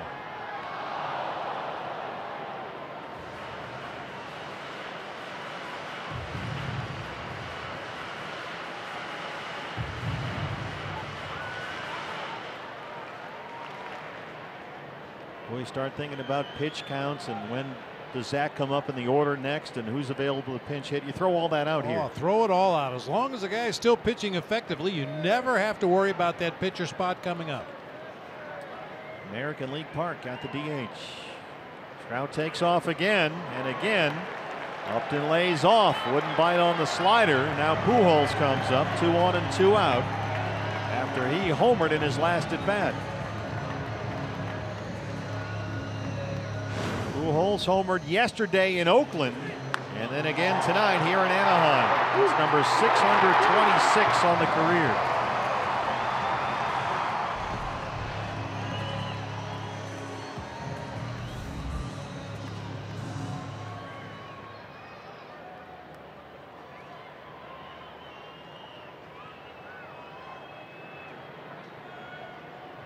He also lined out hard to center his first time up tonight. That one is knocked down by Marte, and they're able to get Pujols at first. Nice recovery there by Ketel Marte, and it gets Greinke out of a jam. Well, you head to the sixth, 6-2 D-backs.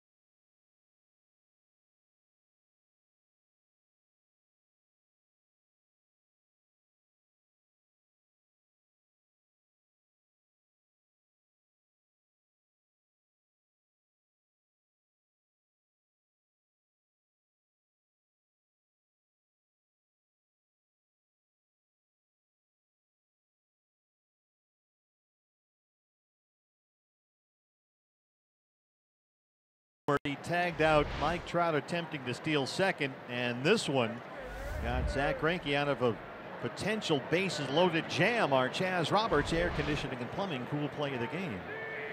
Marte on deck to start the sixth inning. Here's Daniel Descalso, who has grounded out, singled, and scored a run, the DH tonight.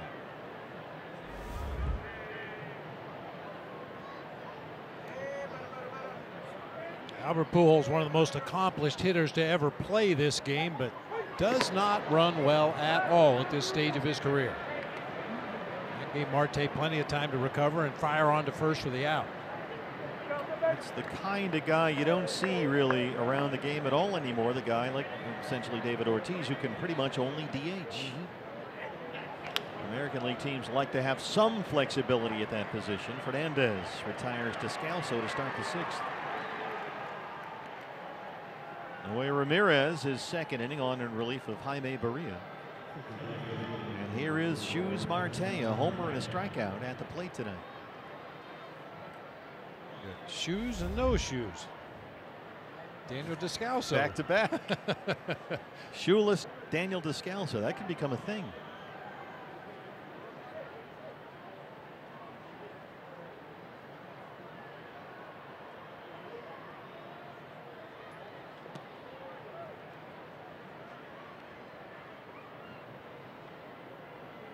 D-backs tonight beginning a long 10-game road trip, 2 here against the Angels.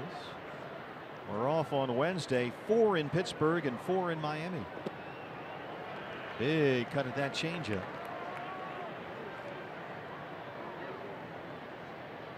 Even after the loss yesterday, 7 over 500.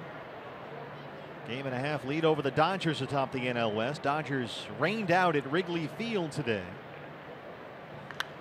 Rockies bullpen imploding again at Coors Field against the Mets. Colorado 5 back. Giants 4.5 back.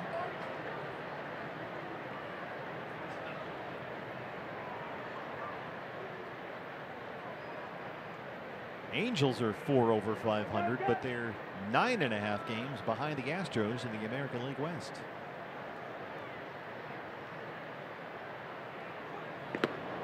Two and two.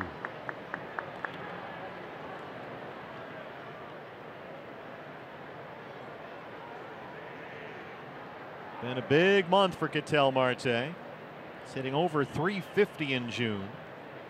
A dozen extra base hits this month.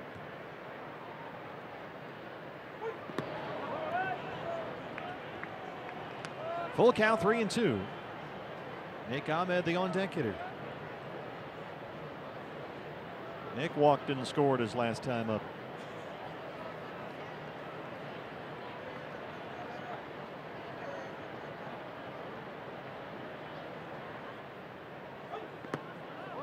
All four.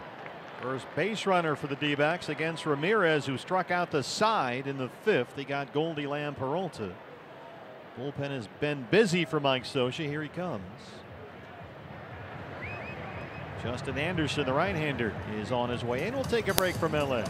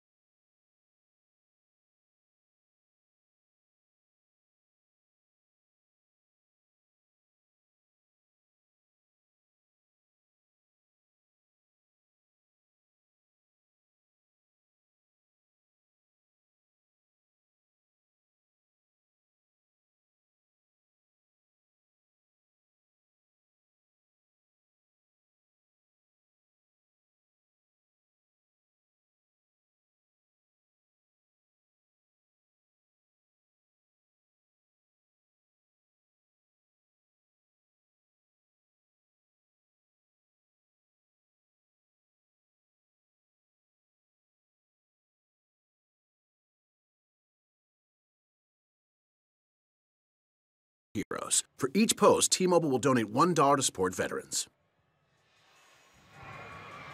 Back at the Big A, where the D-backs have a 6-2 lead over the Angels here. A one-out walk in the 6th inning by Ketel Marte brings us our 3rd Angels pitcher of the night. Made his major league debut earlier this year, the right-hander Justin Anderson. Yeah, looking at Justin Anderson's numbers in the minor leagues, he was never a big-time strikeout pitcher, but you can see in 23 1/3 innings pitched so far this year, 31 punch-outs. He has walked 18 batters. And again, the Angels have a bullpen game planned for tomorrow. Reliever Felix Pena will make that start against Matt Cook, so the more Angels relievers you can run through tonight, the better off you may be tomorrow. Yeah, they may be forced to make a roster move depending on how the rest of this ball game goes and how many relievers Mike Scioscia needs to use. So Marte is the runner at first, one out here in the 6th. D-backs got a 2-run homer from Goldie in the 1st, a solo shot by Marte in the 2nd. A 2-run double by Mathis in the 4th, followed by an RBI single from Gerard Dyson. Up the middle, under the glove of Andrelton Simmons. You don't see that a lot. Marte flies into 3rd.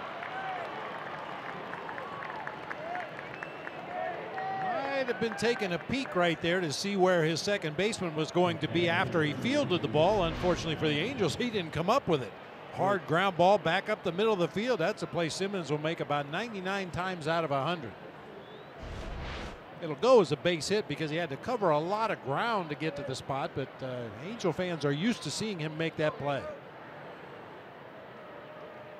Well, last time Jeff Mathis came up, he had 2 on and 2 outs against Jaime Barea, worked the count full 3-2, and then laced a 2-run double to left center field.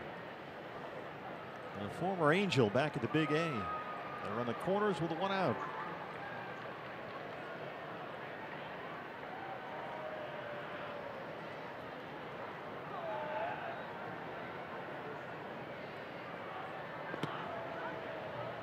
.97-mile-an-hour fastball in there for a strike. This is only Jeff Mathis's 4th game this month. His playing time has been cut back just a bit. He's essentially only in there when Greinke is the pitcher. D-backs are 2 for 3 so far tonight with the runners in scoring position. Angels 0 for 4.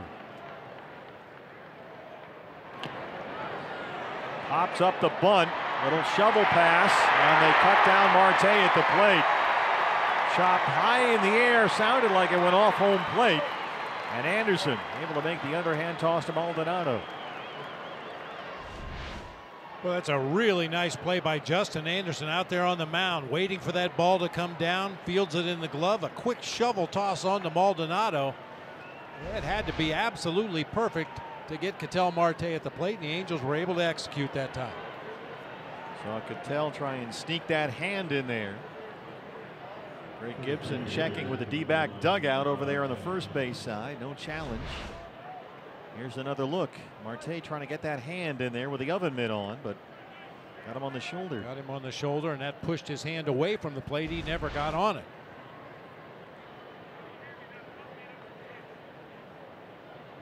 So now you've got Ahmed at second, Mathis at first. 2 outs. Here's Gerard Dyson. Dyson an RBI single his last time up. He's 1 for 2.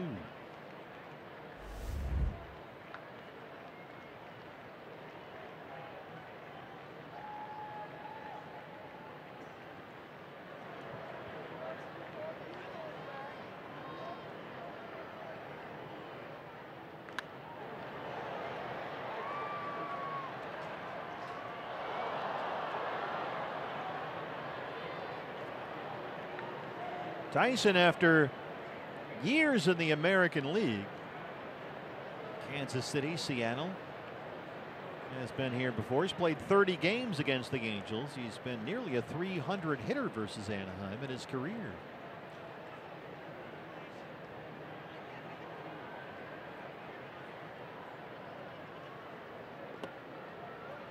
.98 misses low for Greg Gibson. 1-2.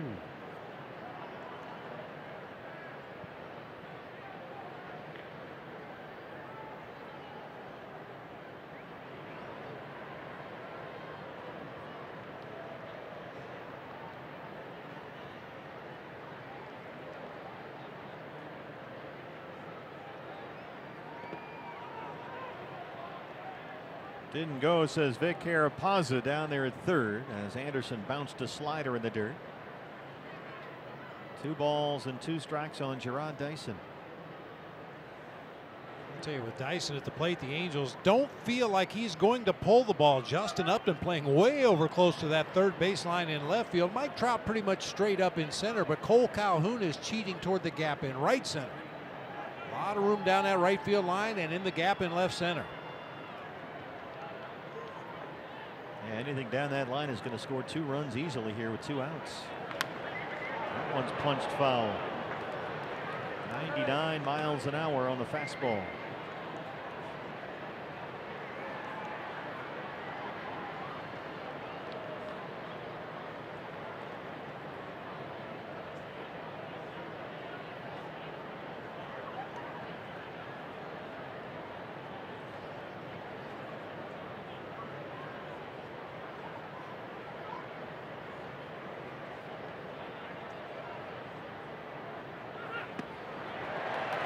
.99 right under the hands, and he strands 2. Bottom 6 at the Big A. It's 6-2 D-back.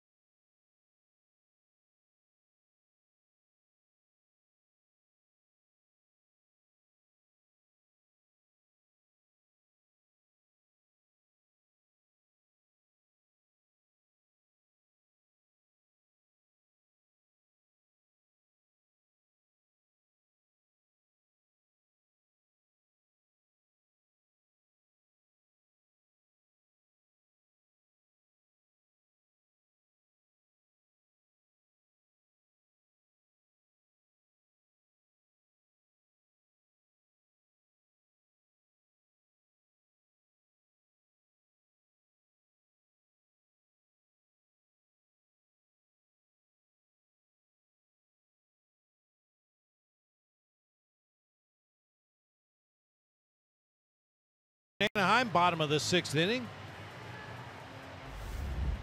Time to take a look at this day in baseball history, brought to you by Geico. Diamondbacks fans will remember back in 2000 on this day, a 19-2 loss to the Colorado Rockies, but Mike Lansing, the laser, hit for the cycle in the first 4 innings. Tripled in his first at bat, hit a 2-run homer in his second at bat, doubled in the 3rd inning, and a single in the 4th. Very efficient. Yeah. Jose Fernandez, the first baseman, leads off the 6th inning. He singled his last time up. Well, Zach Greinke has been ahead in the count most of the night. He's thrown first pitch strikes to 15 of the 22 batters he's faced. Changeup away, missed at 21. Greinke so far has given up 2 runs on 6 hits. He's walked 2. He's got 5 strikeouts. Upton and Pujols back-to-back homers in the 4th, the only Angels run so far. I think that's important for any pitcher, but especially for a guy like Zach Greinke, because if he jumps ahead in the count, just imagine you're a hitter.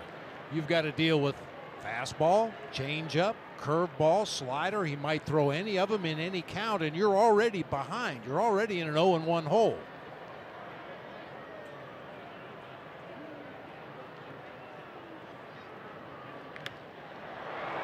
Got the Ephus pitch. Hits it high in the air to right, but there's room for Jay.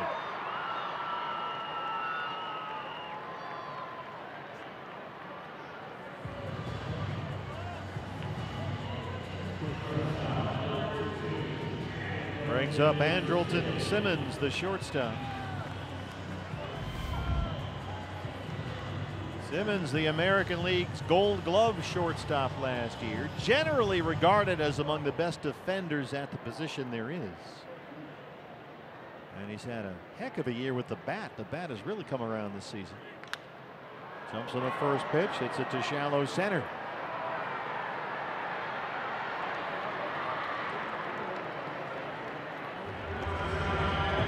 Got to bring up Valbuena.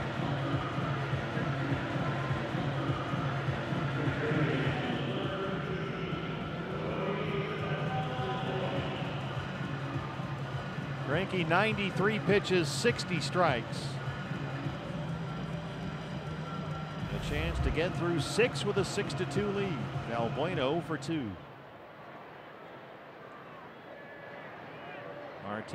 Marte well back on the outfield grass at second. Missed away with a fastball. Ahmed almost right behind the bag at shortstop.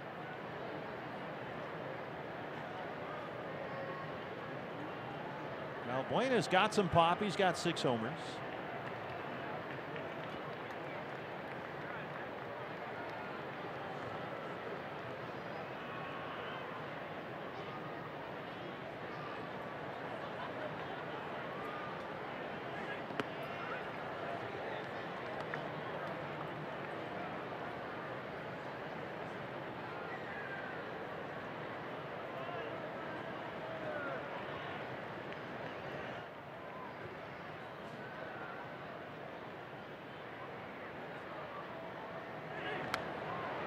Greinke wanted to go with a fastball in. 1-2. Yeah, you were right. He was Zach Greinke down in the middle of that clubhouse. There was coaches and visitors and media people all around. It's a small visitors clubhouse here, and Zach was in the middle like he was studying for the LSATs or something. He had papers and computers in front of him all afternoon long. There's a bouncer for Ahmed at shortstop. Nice tidy 1-2-3 6th inning for Greinke. D-backs have a 6-2 lead.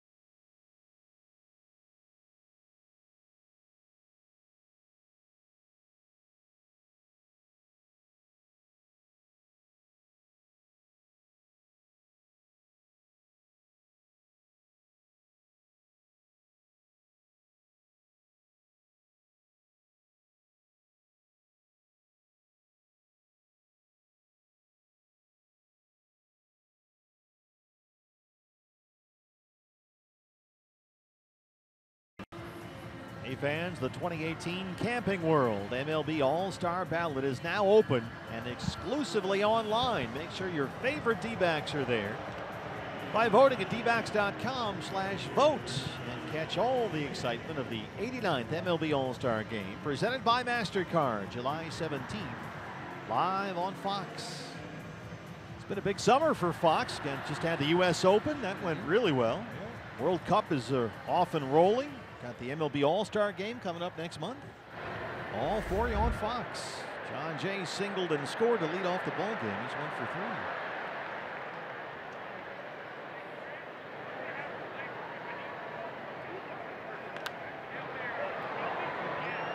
That's it, man. John Jay was saying just the other day, not able to stress enough how great this group of players and coaches have been for him, how they've welcomed him, they've made him feel comfortable. We were saying this the other day, it's like he's been here for a couple of years. The fit has been sensational. Drives that one the other way. He's got another base hit. John Jay 2 for 4. He's played 11 games now with the D-backs. He's got 12 hits. Actually make it 13, pardon me. Boy, with Goldie hitting in the 2 spot, it just sets up so well. John Jay's on base a lot. Goldie likes to hit the ball to the right side. If they pitch him away, it opens up a big hole on that right side of the diamond. And pitchers will split their attention. Even though John Jay doesn't run a lot, he's a leadoff hitter, so everybody assumes he does, and they're going to pay attention to him over there, possibly make a mistake to Goldie. Boy, Anderson is one of these guys that pats the glove. I've seen some guys do that over the years. They'll sort of do that double pat with the ball into the mitt as they're delivering the pitch. Gets the ball in there and then watch him sort of pat the glove. Right there. That kind of takes the ball out of the glove and then brings the glove back to the baseball. I'm not sure why he doesn't just take it away all in one unit, but something that works for him.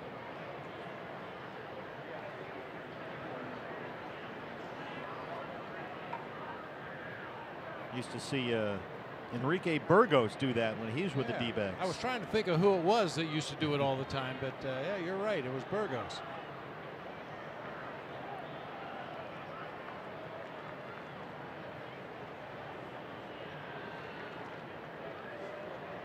Bullpen gets busy again for the Angels. 0-2 to Goldie.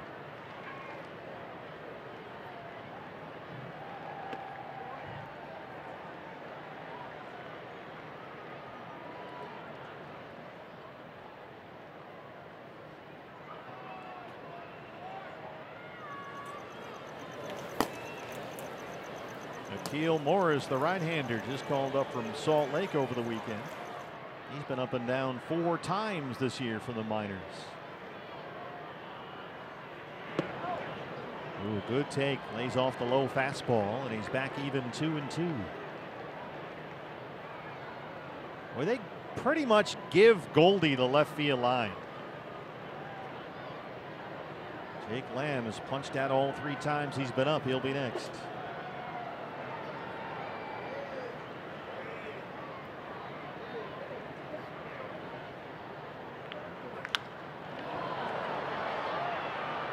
'99 up high. Goes back to what Todd Walsh was talking about earlier in the ball game. All the work the D-backs have done with that high velocity pitching machine. Guys were out here at 2 o'clock this afternoon hitting against that thing. And Anderson certainly has high velo. Took something off that time, got him on a slider. Goldie strikes out for the 3rd time tonight.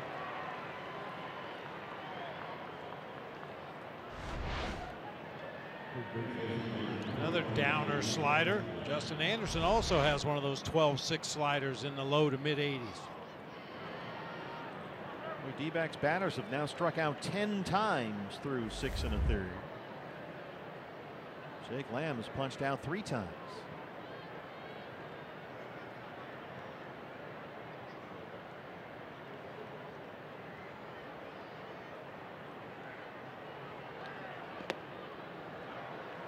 First First pitch slider 0-1. Angels have 3 infielders on the first base side against Jake.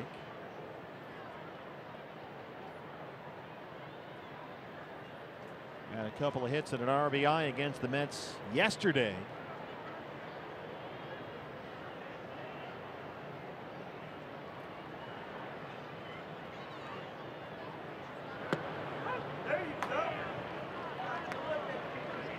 Killing me softly, it's 0-2.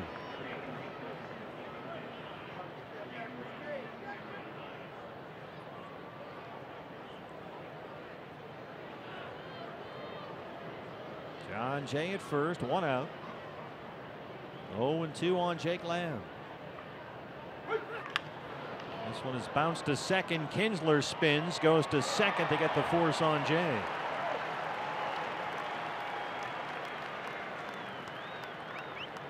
Pretty nice play there by Ian Kinsler. Had that internal stopwatch running as he fielded that ball running away from second base, but knew he had enough time to at least get the force and keep John Jay out of scoring position. So Lamb at first, 2 down for Peralta, who's 0 for 3.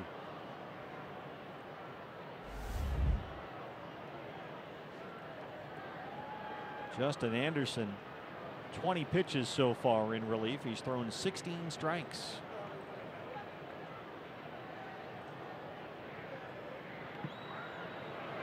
Bounced a breaking ball in the dirt.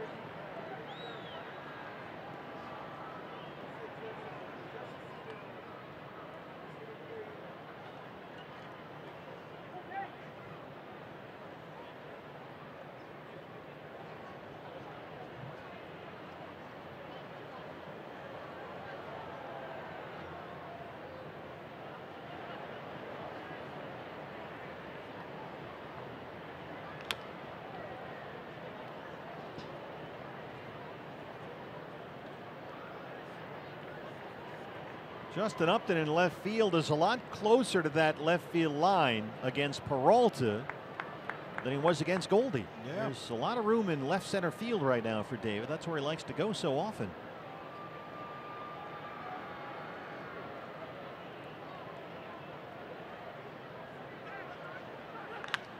It's hit hard to second. That's by Kinsler into right. Lamb takes the turn. He's headed for third. D-backs have runners in the corners with 2 down in the 7th. Another hard hit ball off the bat of David Peralta. It had to be hit hard to get through that right side. Kinsler was shaded over toward the hole and still couldn't get there with a dive. The DH tonight is Daniel Descalso. 2 on and 2 out.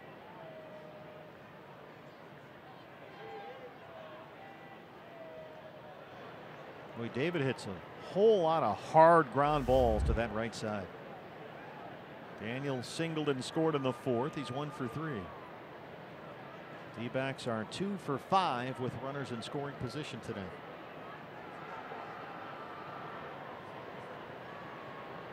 They've now out-hit the Angels 9-6.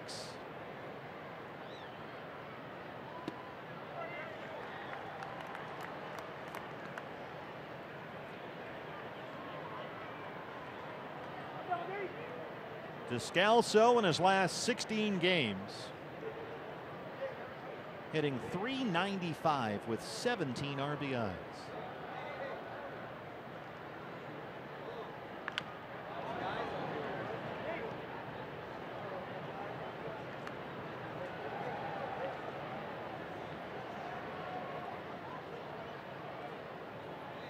For a guy that really doesn't have a regular spot, you're not plugging him into one position every day. It's amazing what he's meant to this ball club. Well, and you watch Daniel in his pregame routine every day. He takes ground balls at second. He takes ground balls to third. He takes fly balls in right and left. Occasionally will take throws over at first base just in case they need him to fill in for Goldie over there. Down 0-2.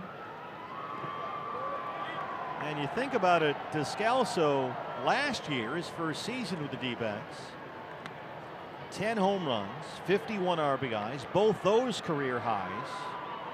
And it looks like he's going to fly by those numbers here this year.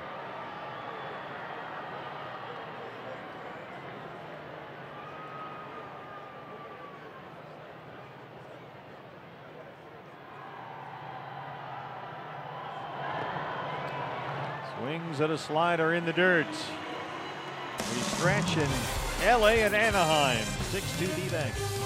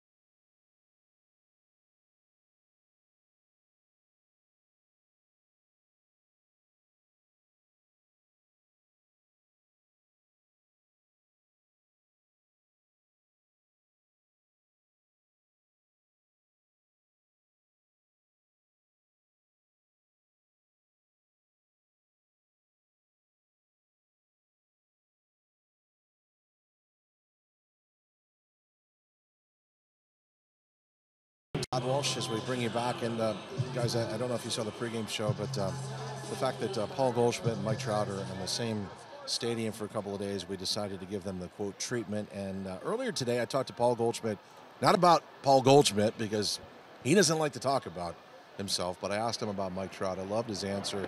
It is up on our social media platforms here in Fox Sports Arizona. The short strokes of it simply said this: he's the kind of guy, and he is the guy that I want my son to emulate. He's the one I hope that he has the baseball cards of, the posters on the wall, that he kind of wants to play the game like him. All out, all the time, in every aspect. Tomorrow, we're efforting a sit-down with Mike Trout. That's a nice get. John Jay can't quite get to that one. You know, it's funny, Todd, you come here and talk to the Angels people, and they'll all tell you about how Mike Trout could not be a nicer person. He is just amazing with the fans here. They love him. He interacts with people here, signs every autograph, never turns anybody away. And considering what he's already accomplished in this game, I think that says a lot about him. Sure does. And I will tell you that in trying to get the Angels to help us get the other side of the story, I had to say simply this: look, I want to talk to Mike, but not about Mike and Mike's game. I want to talk to Mike about Paul Goldschmidt. And I think that's how we're going to get him. Here comes David Peralta. That one hung up there off the bat of Maldonado. As they try and get an extra 7th inning now out of Zach Greinke, who's right at 100 pitches, 65 strikes. He has walked 2, struck out 5, given up 2 solo homers. He hasn't really had a lot of high-stress innings in this ball game. You look back to that 4th when he gave up the 2 runs, back-to-back homers to start the inning. But other than that, he really hasn't been in too much trouble tonight. Cole Calhoun just off the DL today. He'd been out with a right oblique strain. This is his first game this month. It's a tapper foul. D-backs have 3 infielders on the first base side against him. Hard to figure out what's gone wrong with Cole Calhoun. He's been a key part of this everyday lineup for the Angels for the last 4 years. And over that span, he's hit .260. He's averaged 20 homers a year. He's stolen some bases, but the bat has vanished this season.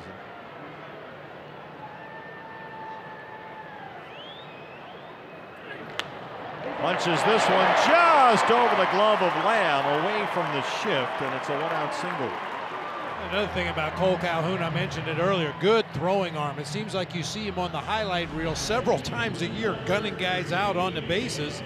He stays right on it, hit it directly at Jake Lamb, but over his head into left field for a base hit, and that's going to do it for Zach Greinke.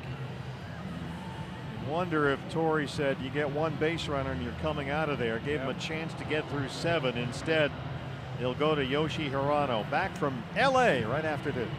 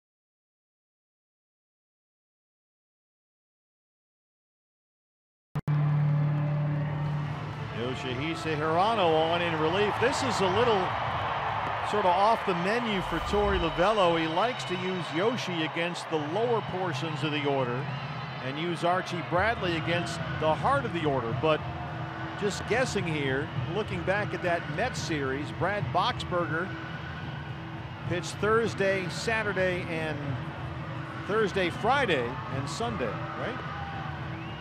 Yes. Boxberger pitched Thursday, pitched Friday, and pitched Sunday. So Boxberger may be down tonight, in which case maybe you're saving Archie Bradley, which would give you Hirano here to face some of the big hitters in the Angels order in the 7th. And I think the time to use kid gloves on Hirano is gone. He's proven he can face major league hitters and get them out. He knows what he's doing out there. I think initially Torey wanted to kind of ease him into Major League Baseball, and I think it worked out extremely well because he looks very comfortable out there on the mound right now. He's got Cole Calhoun with good speed at first, 1 out, and here's the leadoff man Ian Kinsler, who doubled in the 3rd.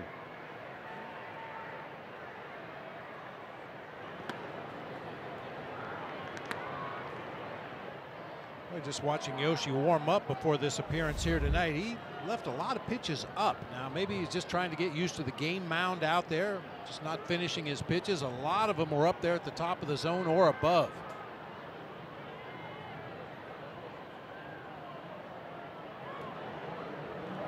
And there is an army of Japanese media here, essentially stationed in Anaheim, covering Shohei Ohtani, who right now is out with a grade 2 tear in his elbow.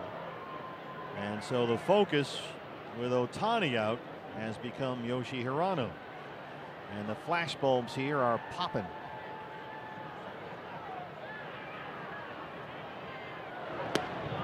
So is the fastball, 1-2. Yeah, interesting about Ohtani. No chance he's going to pitch again this season, at least from what I've heard, but there is a slight chance that he might be able to come back and swing the bat again. He had that plasma platelet injection deal, and they're hoping to make some progress with the grade 2 tear. But they already had a grade 1, so it's not looking too good, but they're hopeful.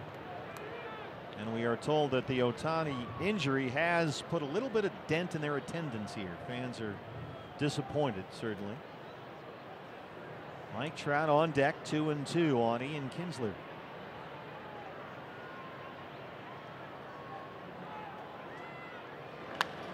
Hard to third. Lamb's got it. Up and throwing. And Goldie can't get the tag on Kinsler. That was a heck of a play by Jake Lamb. First base umpire Jerry Lane down there signaled safe. Yeah, it looked like the throw was going to short hop Goldie and might have taken him right into the runner. Real nice stop on that topspin grounder, headed down to the left field corner. Yeah, I think Goldie was going to have to reach right into the line of the base runner right there. Might have actually hit Kinsler as he was running down that first baseline. So a pair of one-out singles brings up Mike Trout. That was actually a break for the Diamondbacks that ball did hit Kinsler and just dropped straight down on the first baseline. That could have very easily gotten into foul territory and allowed Calhoun to advance on to third. This is the big at bat for Yoshi Hirano. Trout has walked and singled tonight. He's 1 for 2.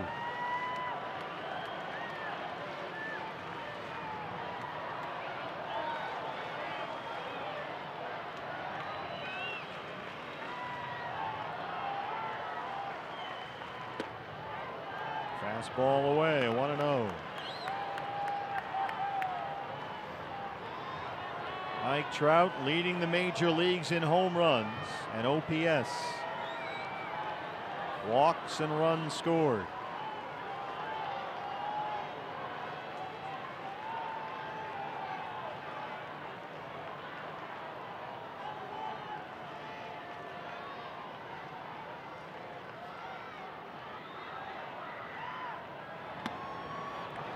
Fastball up. Greg Gibson thought it was a little too high, and it's 2-0. Mike Trout does not chase pitches outside the strike zone. Angels tonight do not have a hit with runners in scoring position. They're 0 for 4.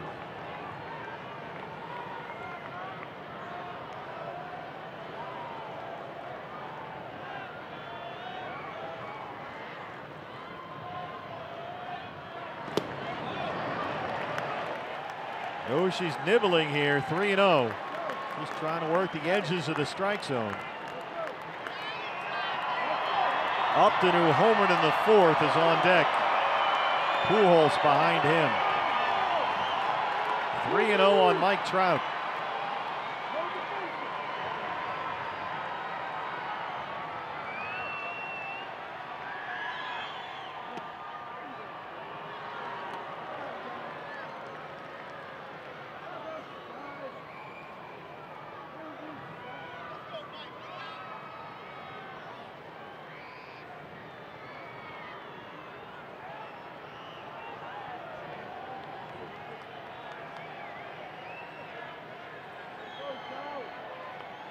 It's called a balk, yeah.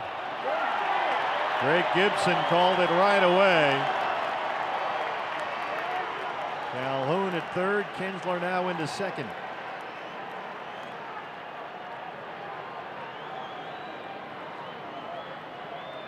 Yoshi just kind of rocked onto the front foot and then back onto the right foot on the rubber before eventually going into his stretch position. 3-1 to Trout.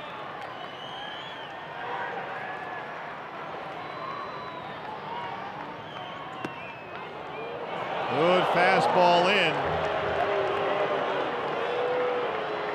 Full count, 3-2. You want to go fastball here? You want to go split? Well, he's thrown him 5 fastballs in a row. He's had trouble commanding it around the edges of the strike zone. A splitter would probably be the right pitch. Show him something he hasn't seen in this at bat. Here it is on 3-2. He tried the splitter but left it out. They're loaded for Upton.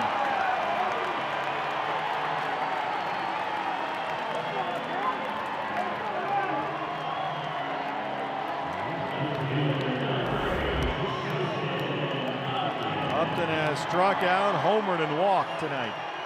I said it repeatedly in that Mets series. Sometimes a walk is not the worst thing that can happen. You've got one of the most dangerous hitters in baseball at the plate with a couple runners on base. If you do lose him, like Yoshi did eventually, now you've got a potential inning-ending double play set up for Upton. Mike Butcher out to the mound. Torey Lovello and Jerry Narin on the phones in the dugout. Bullpen will start to heat up for the D-backs.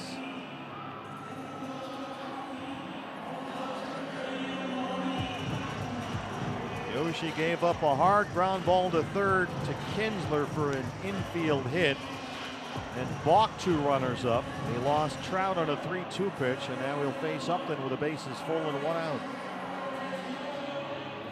Jorge De La Rosa, the left-hander.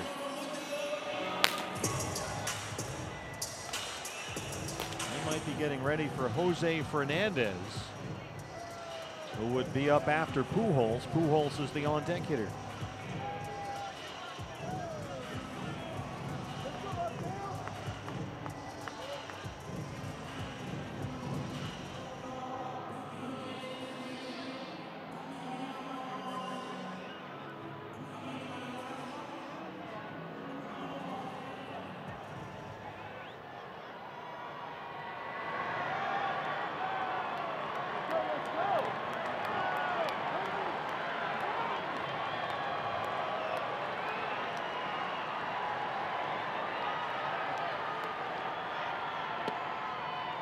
Fastball misses down and away.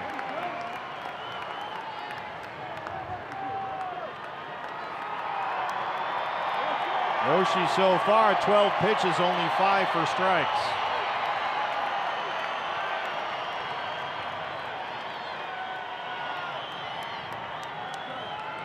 D-backs have 3 infielders on the third base side against Justin Upton. Another fastball away.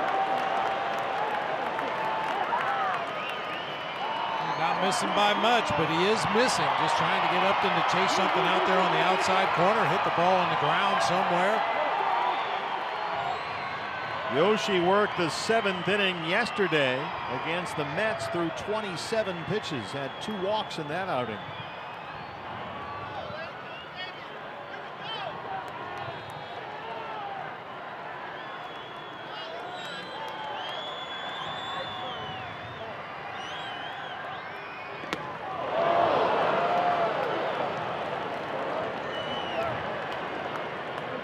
Challenge fastball on 2-0, and he won the battle. Calhoun at third, Kinsler at second, Mike Trout at first.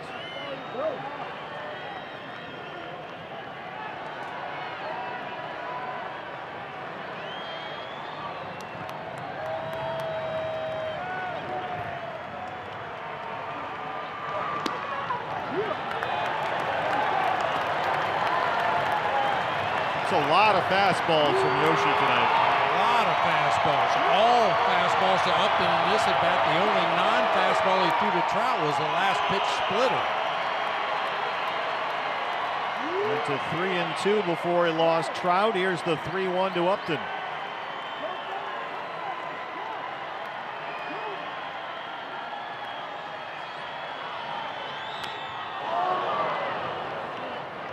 Another fastball.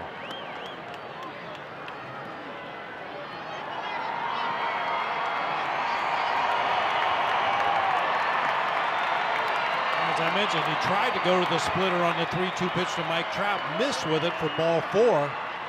This is another at bat with 5 consecutive fastballs to run the count full. See what he goes with here on the full count pitch.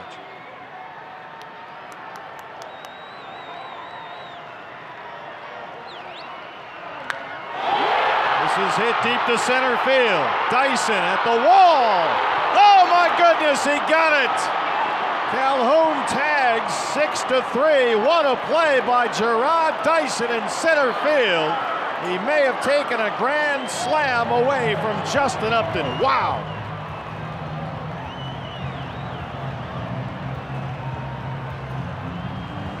Well, that ball made that sound coming off of Upton's bat, but Jarrod Dyson was off like a shot. To the point you mentioned, he's played a lot in this ballpark, looks very familiar out there. Not only did he make a great catch up above the fence, he then got it back into the infield so quickly that nobody else could tag in advance other than the runner from third base and the guy going from second to third. So it's a 6-3 ball game. They're on the corners now with 2 outs, and the batter is Pujols, who homered in the 4th. Boy, how many times this year have we seen Jarrod Dyson do that? Unbelievable. Such great field awareness. He knows exactly where he is when he gets back there close to that wall. There's the split. So Greinke's line is closed. 3 runs, 7 hits, and 6 1/3.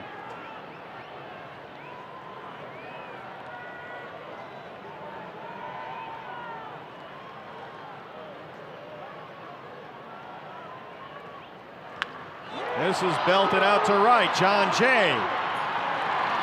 Well, Yoshi Hirano was in a bases loaded mess. Gave up 1, but it's still 6-3 D-backs.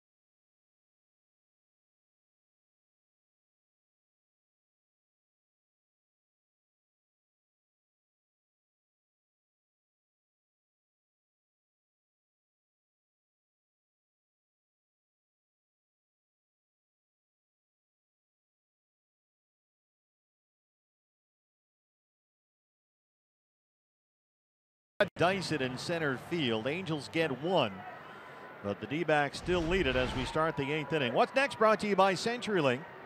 The finale of this quick 2-game set here against the Angels. Matt Cook on the mound for the D-backs. It's a bullpen game for the Angels as reliever Felix Payne will start it off. Ketel Marte starts off the 8th inning against the new pitcher for the Angels, the right-hander Akil Morris, up and down for the minors 4 times this year.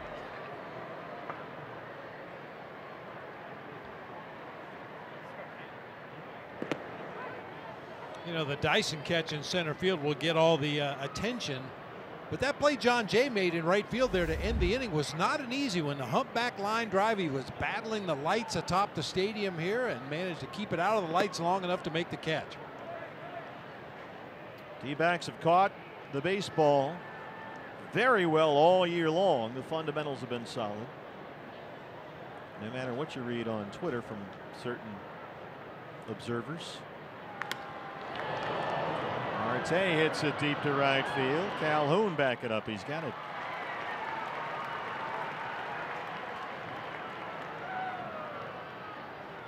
Yeah, of all the darts that could possibly be thrown the way of the Diamondbacks, I think fundamentals and defense would not be one of them. That's an area where they've excelled. That was an odd tweet from a guy that clearly hasn't watched a lot of D-backs games this year. Ahmed has walked, singled, and scored tonight, 1 for 2. The joys of social media. Get off my lawn. It's all right.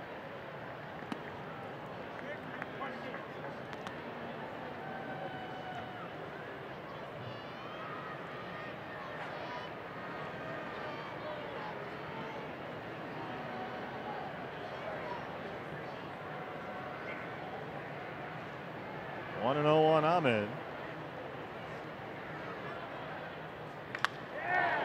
This is in the air, pretty deep left center field. Mike Trout at the wall, and it's gone off the glove and over the fence for Nick Ahmed. 7-3 D-backs. Peralta had one of those the other day. Now it's Nick's turn. Off the glove and gone for a homer.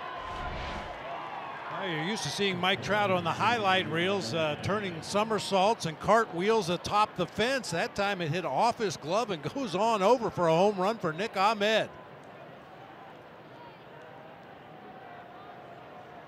That's a new career high for Nick, his 10th of the year.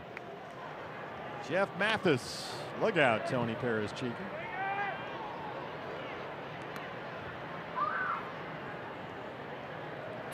Mathis had one of the game's key hits on a 3-2 pitch in the 4th inning. Nationwide vision eye on the game. A 2-run, 2-out double. 3 sliders to start the count 3-0. He threw 1 fastball there for a called strike.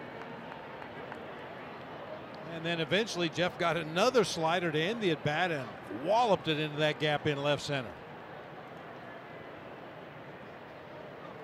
D-backs have hit 3 homers tonight.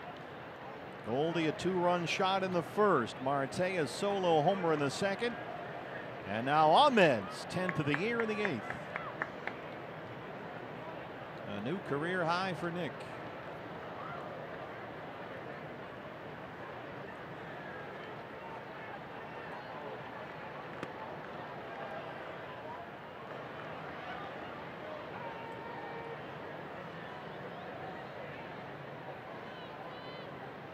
Keel Morris, just physically the way he wears his hat, his stature out there on the mound, kind of reminds me of a young Bob Gibson.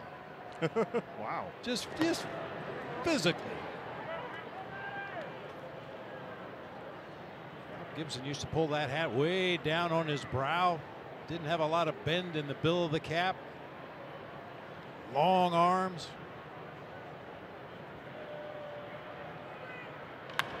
Hard to third. Oh, Valbuena.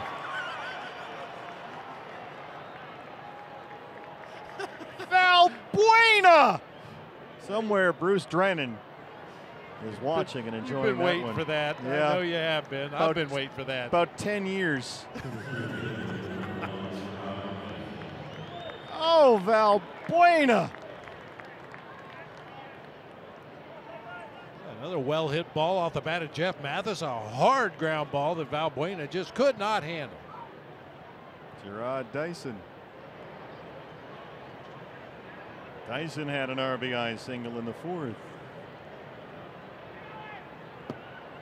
Luis Valbuena used to play for the Cleveland Indians, and everybody in Ohio knows Bruce Drennan. On the old Sports Time Ohio network, used to do kind of a TV radio talk show. And he was a little frustrated with Valbuena's defense at times and used to scream into the microphone like that when there was a Valbuena misplay like the one we just saw. Well, they call it the hot corner for a reason, and that one was a little too hot for Valbuena.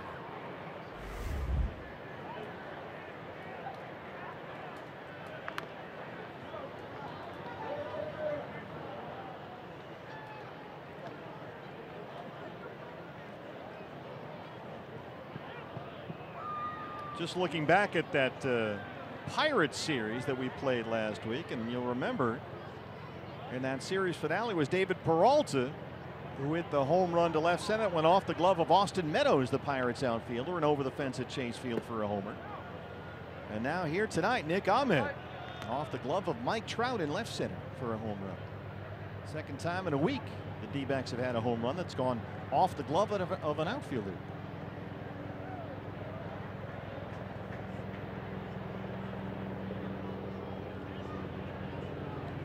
Two and two on Gerard Dyson. That's hit hard, backhanded by Kinsler. Mathis able to get back in time.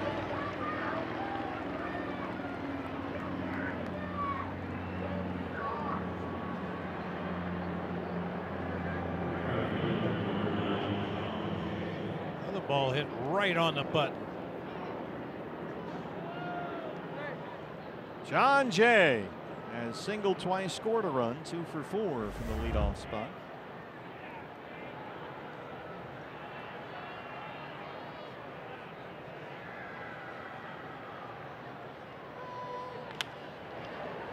Just past the bag at third.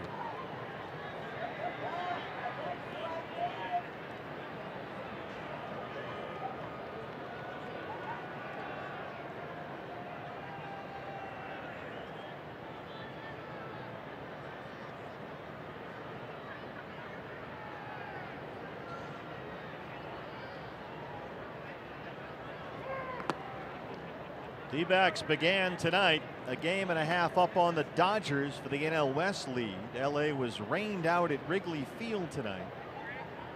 The Giants were 4.5 back. They just blew a save. And the Rockies bullpen imploded again against the Mets. Rockies were 5 back at the start of play. So everybody has had some bullpen problems as of late, D-backs included.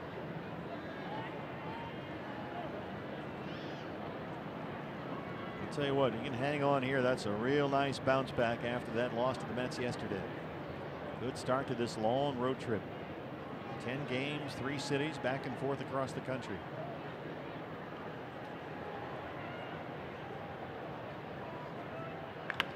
That's belted, and somehow Fernandez snares it at first. What a play by Jose Fernandez. That was blistered down the line. But Nick Ahmed adds a home run, his 10th of the year, 7-3 D-backs.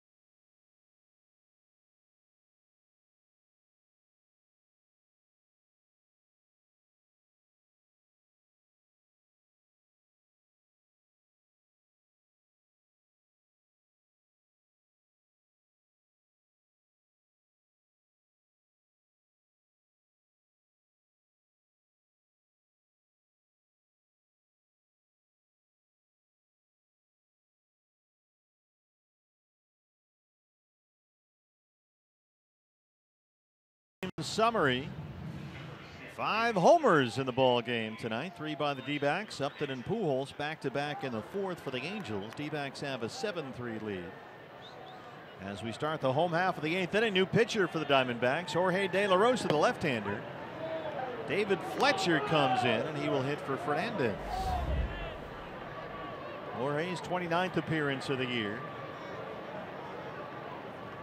Fletcher, the rookie, will hit for the left-hand batting Fernandez, who just made that terrific play to win the top half of this inning. 3 for 8 to begin his major league career. He's only played 4 games.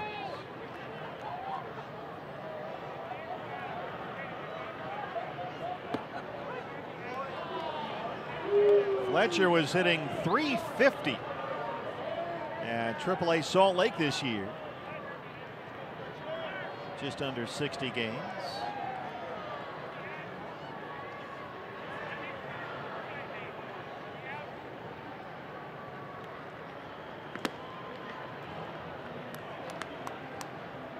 David Fletcher has a brother named Dominic who plays outfield for the University of Arkansas, playing in the College World Series in Omaha.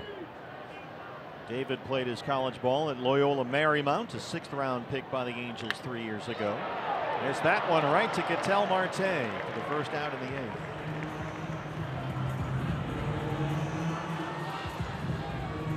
Those last 2 outs in the top of the 8th inning, a line drive to second by Dyson, a line drive to first by John Jay, and now a line drive to second by David Fletcher to start the bottom of the inning. A lot of hard hit balls for outs here lately. It's a nice cool night here.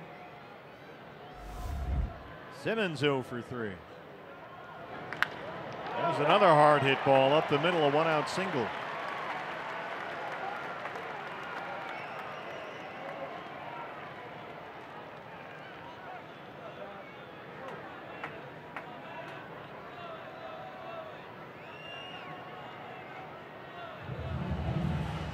Valbuena is the scheduled hitter. But it looks like we're going to get a pinch hitter.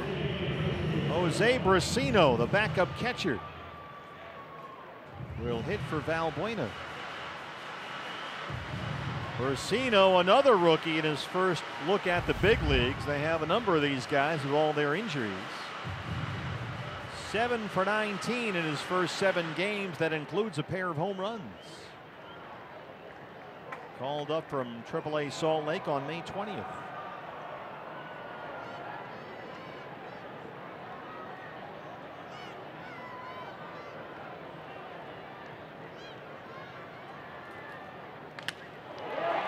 He dunks one into left field.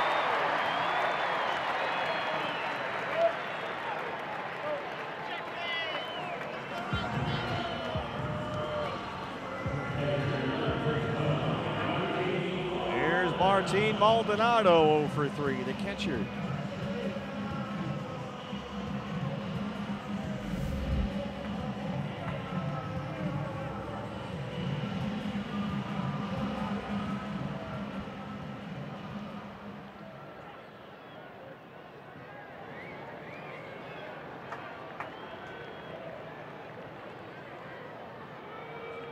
Mathis and De La Rosa will get together. Ahmed will join in. Bullpen quiet for the D-backs here in the 8th. Why not? Mike Butcher making his way out to the mound. If you're going to be charged with a mound visit, you might as well include everybody. So you can actually extend this mound visit now because the clock, 30-second clock, just started when Butch came out of the dugout. And now they want Marte in on this as well. Why doesn't everybody come in? Here comes Jake. Don't want to leave Goldie out. All kinds of secrets going on out there. Andrelton Simmons runs over to talk to Dino Abel, the third base coach. Diamondbacks are all gathered on the mound. We're going to get back to some baseball.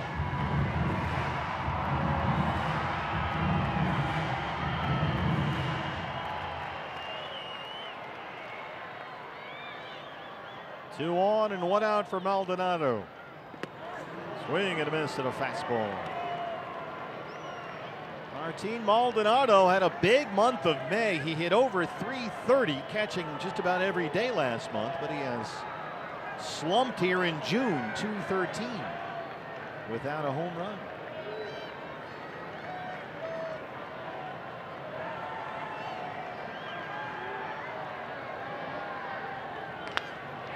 Gets this out to Jay and right. They'll have to play it on a hop. They wave Simmons home, and it's 7-4. 3 consecutive one-out singles for the Angels against Jorge De La Rosa. A real good base running and a real good read by Andrelton Simmons at second base that time. He saw that ball was going to get down in front of John Jay right away. No hesitation at second base. He comes around to score without a throw.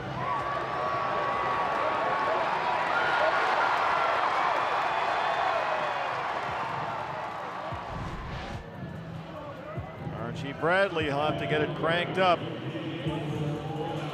Cole Calhoun, the scheduled hitter, instead will get the former D-back. Here comes Chris Young.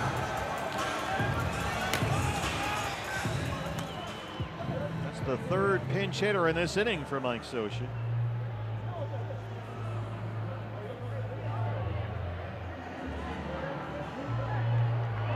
The veteran Young, 181. He's got 5 homers. The tying run at the plate, 1 out in the 8th.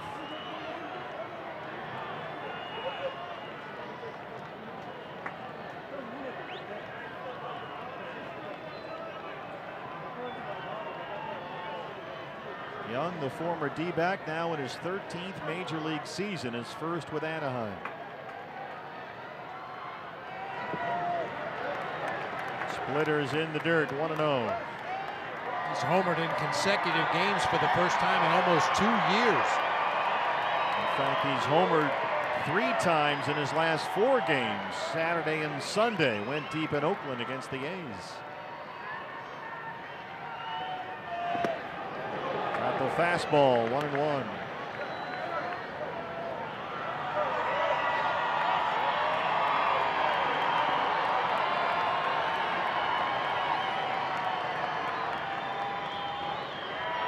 Racino at second, Maldonado at first. 1 out. A run is in. Oh, Lamb knocks it down. They get a 1. Got to put the tag on here. And he's in there.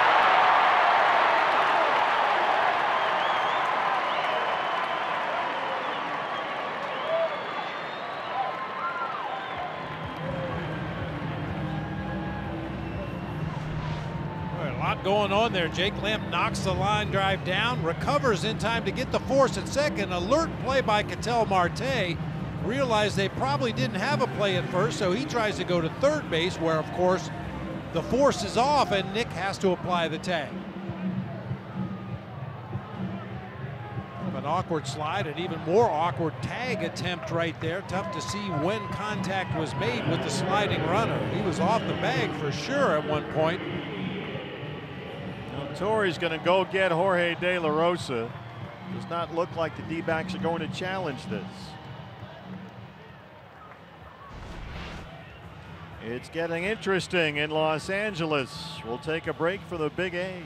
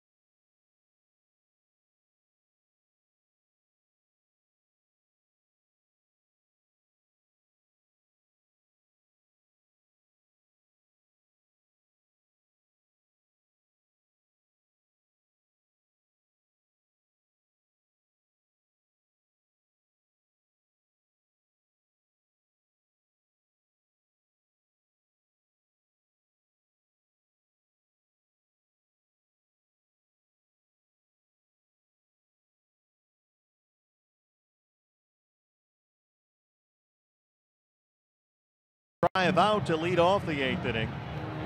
And then 3 consecutive singles before Chris Young had that last one. Here's Archie Bradley on to try to get the final out of this bottom of the 8th inning. He'll face Ian Kinsler with runners in the corners. Archie worked the 8th inning against the Mets yesterday through 22 pitches. Kinsler has singled and doubled tonight. He's 2 for 4. Tying run at the plate, 2 outs in the 8th. And Kinsler, you see right there, 9 home runs, 6 of them have come this month.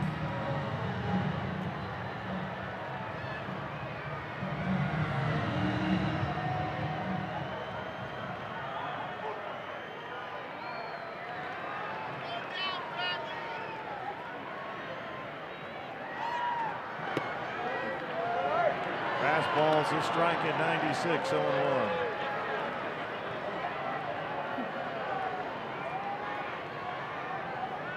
Archie worked Thursday and Sunday against the Mets.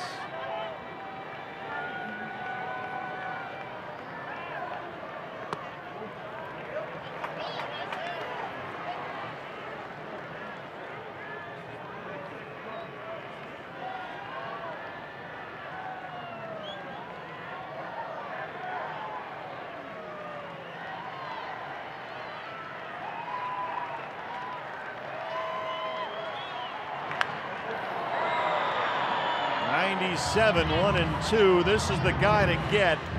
Mike Trout is the on-deck hitter. You want Kinsler right here.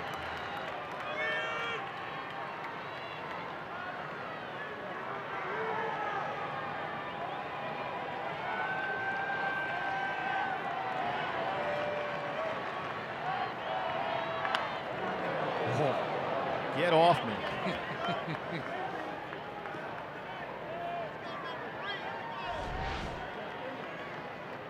Saw Jeff Mathis wanted it up. Archie delivered it right there. Just fought it off. Brasino's at third. Young's at first. 2 outs. 1-2 on Ian Kinsler.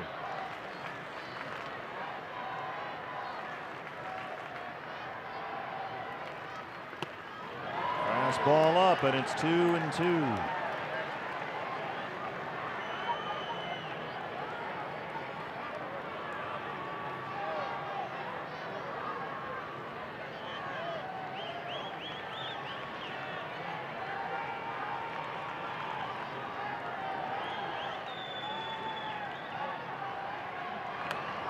Another one.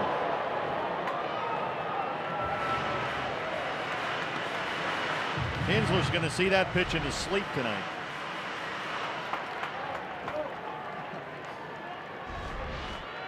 Former Giants coach and briefly a manager, Jim Davenport, used to talk about an at-bat like this. He looks like he's swatting wasps. Well, Mathis wanted it. Looked like down and away. Archie missed up and in. Look out.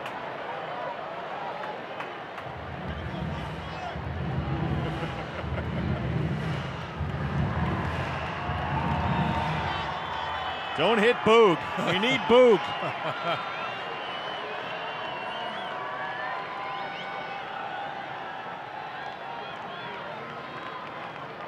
Still 2-2. Oh my goodness. Another one.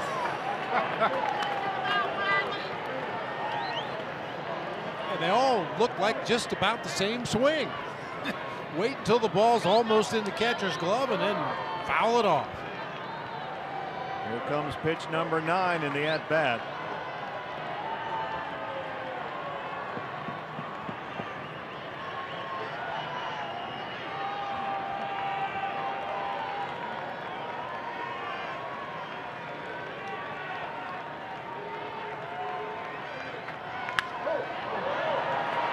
A little better pass at that fastball down in the zone.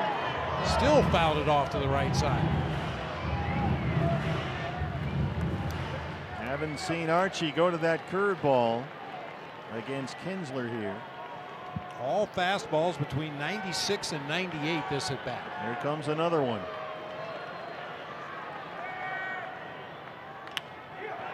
Soft contact is short. Ahmed. Archie comes in, puts out the fire. D-backs head to the 9th inning with a 3-run lead.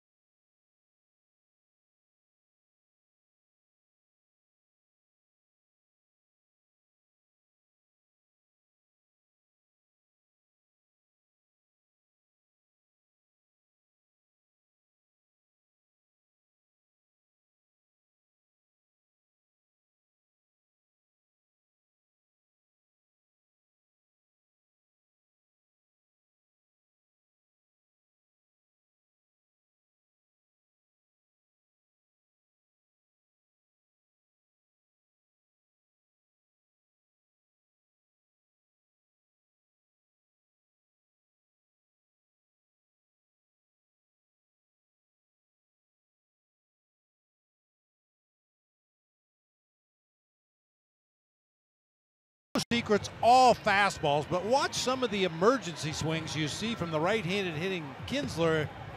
Right there. Took that one up high. Another one. Fouled that one off to the right side. Another one off to the right side. You know, we kind of had some fun with it, some awkward-looking swings before eventually grounding out to Nick Ahmed at shortstop, but that's what professional hitters do. They foul off the tough ones and hope you make a mistake that they can square up and hit hard somewhere. Defensive changes around Morse. You can see Fletcher stays in the game, takes over at third for Valbuena. Brasino in at first for Fernandez, and Young is in right for Cole Calhoun. Goldie leads off the 9th. He homered in the 1st.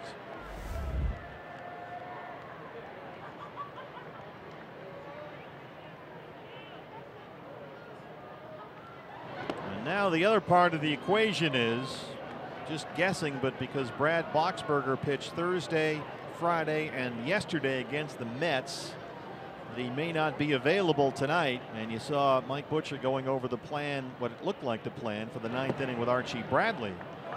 So maybe we see Archie out there to face Trout, Upton, and Pujols in the LA 9th inning.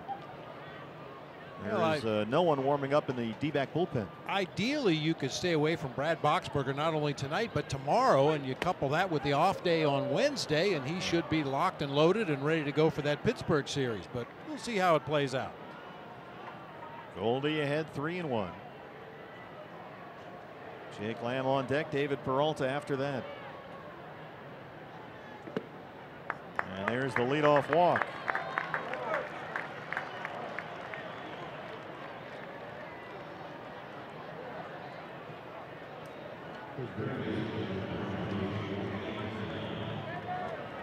Lamb has struck out 3 times and hit into a fielder's choice. He's 0 for 4.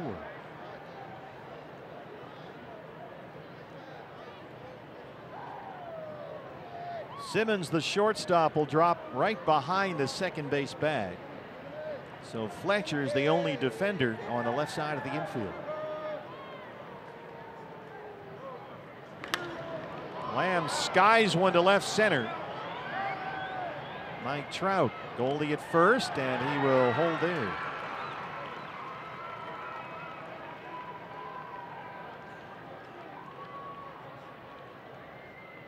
One out for Peralta.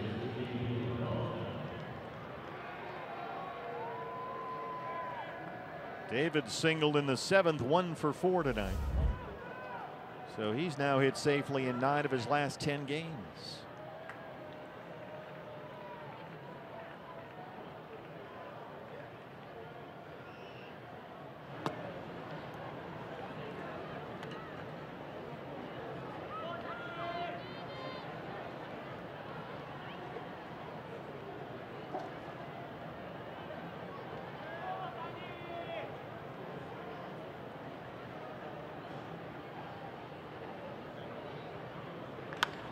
Peralta skies one deep to right, backs up Young, but he's got room on the track. Allowed out number 2. Just got under it a little bit. Possibly if you hit that earlier in the evening, it might carry on out of here. But yeah, you can feel the air getting cooler and heavier as the night goes on here in Anaheim. Designated hitter tonight, Daniel Descalso, singled and scored in the 4th inning. 1 for 4.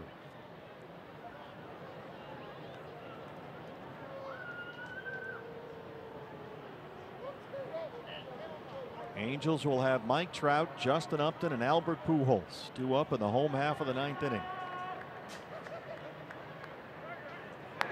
Still no one warming up in the D-back bullpen after Archie Bradley got the final out of the 8th.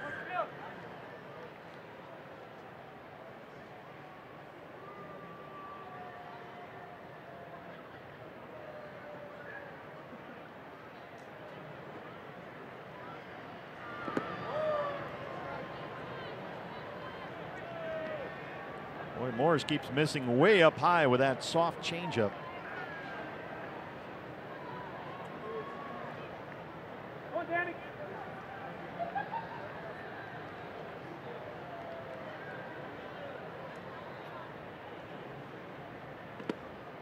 Fastball in, 2-0.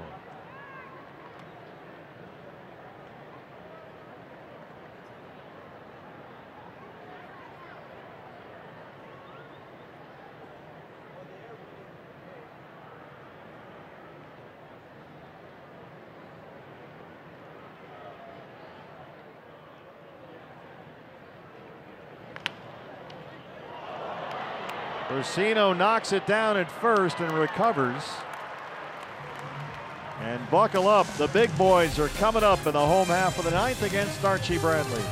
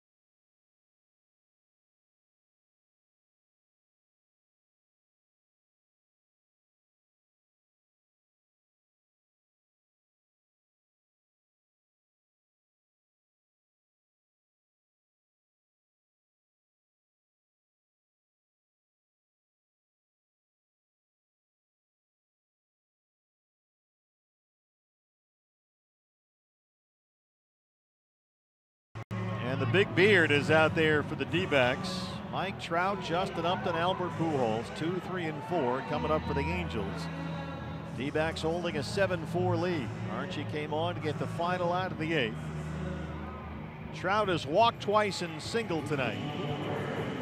And he'll start us off.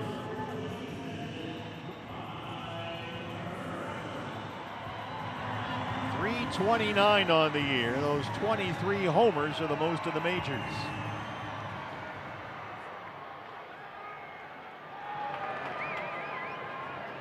It has been a bad night for National League West bullpens. The Rockies lost at home to the Mets 12-2.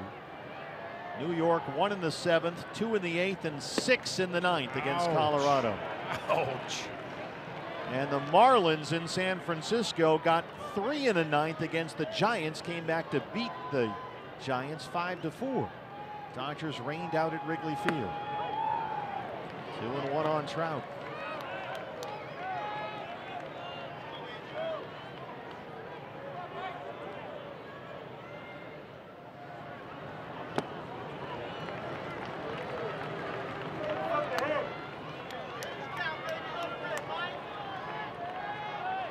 Upton on deck. He homered in the 4th. Trout knocks it into left, a leadoff single. Peralta bobbles the ball out there. Big turn at first, but Trout will settle for 1. So he's on base for the 4th time tonight. Upton homered in the 4th and may have been robbed of a grand slam in the 7th on a sensational catch with the bases lowered in deep center field by Gerard Dyson. Hard to tell for sure if it would have gone out, but it was awfully close. Yeah, either it goes out and it's a grand slam, or it hits the wall and stays in play, and the Angels score 3 because Mike Trout was the runner at first base. So he has hit the ball very hard twice tonight, Justin Upton, the former D-back. Trout 13 stolen bases. But the Angels here in the 9th inning need base runners. He was caught stealing earlier in the ball game for the first time this year. That single into left field by Mike Trout, 114 miles an hour off the bat. Good Lord.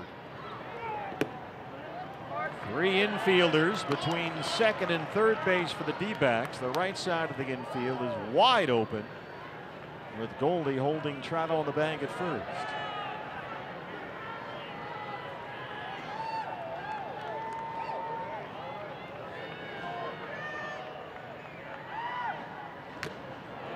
Off the mask of Mathis. This is Dyson in the 7th against Upton. Keep in mind the bases are loaded here. They scored a run on a sac fly, but what a grab by Dyson in center.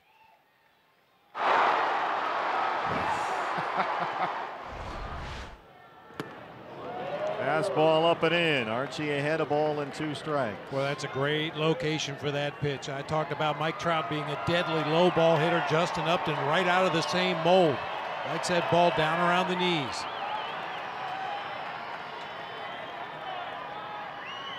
Wants a fastball up.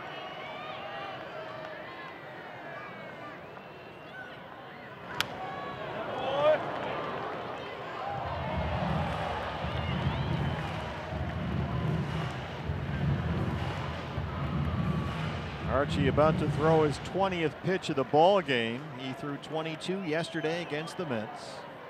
Had Friday and Saturday off before that. 20 pitches in the ball game tonight, all fastballs. He's been hanging some curves lately. That was one right there. Ahmed, they get 1, and they roll the double play. Well, he finally threw the curveball, and he got 2 outs with it.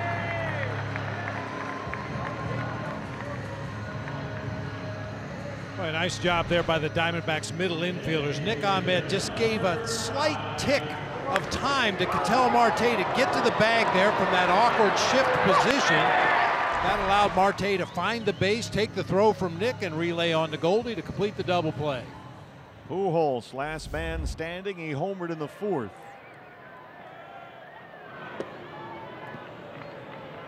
Starts him off with a knuckle curveball, but missed. Pujols has homered in 4 of his last 9 games, including tonight. Fastball away at 97. It's 2-0.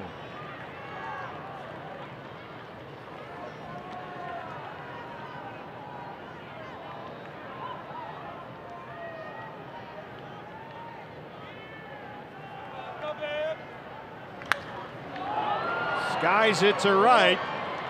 Playable for Jay. Ball game. D-backs win the opener of this road trip 7-4 here in Los Angeles. They beat the Angels. Archie Bradley comes on, gets the final 4 outs, 3 D-back homers, Goldie, Marte, and Ahmed. And this is a good start to a long trip.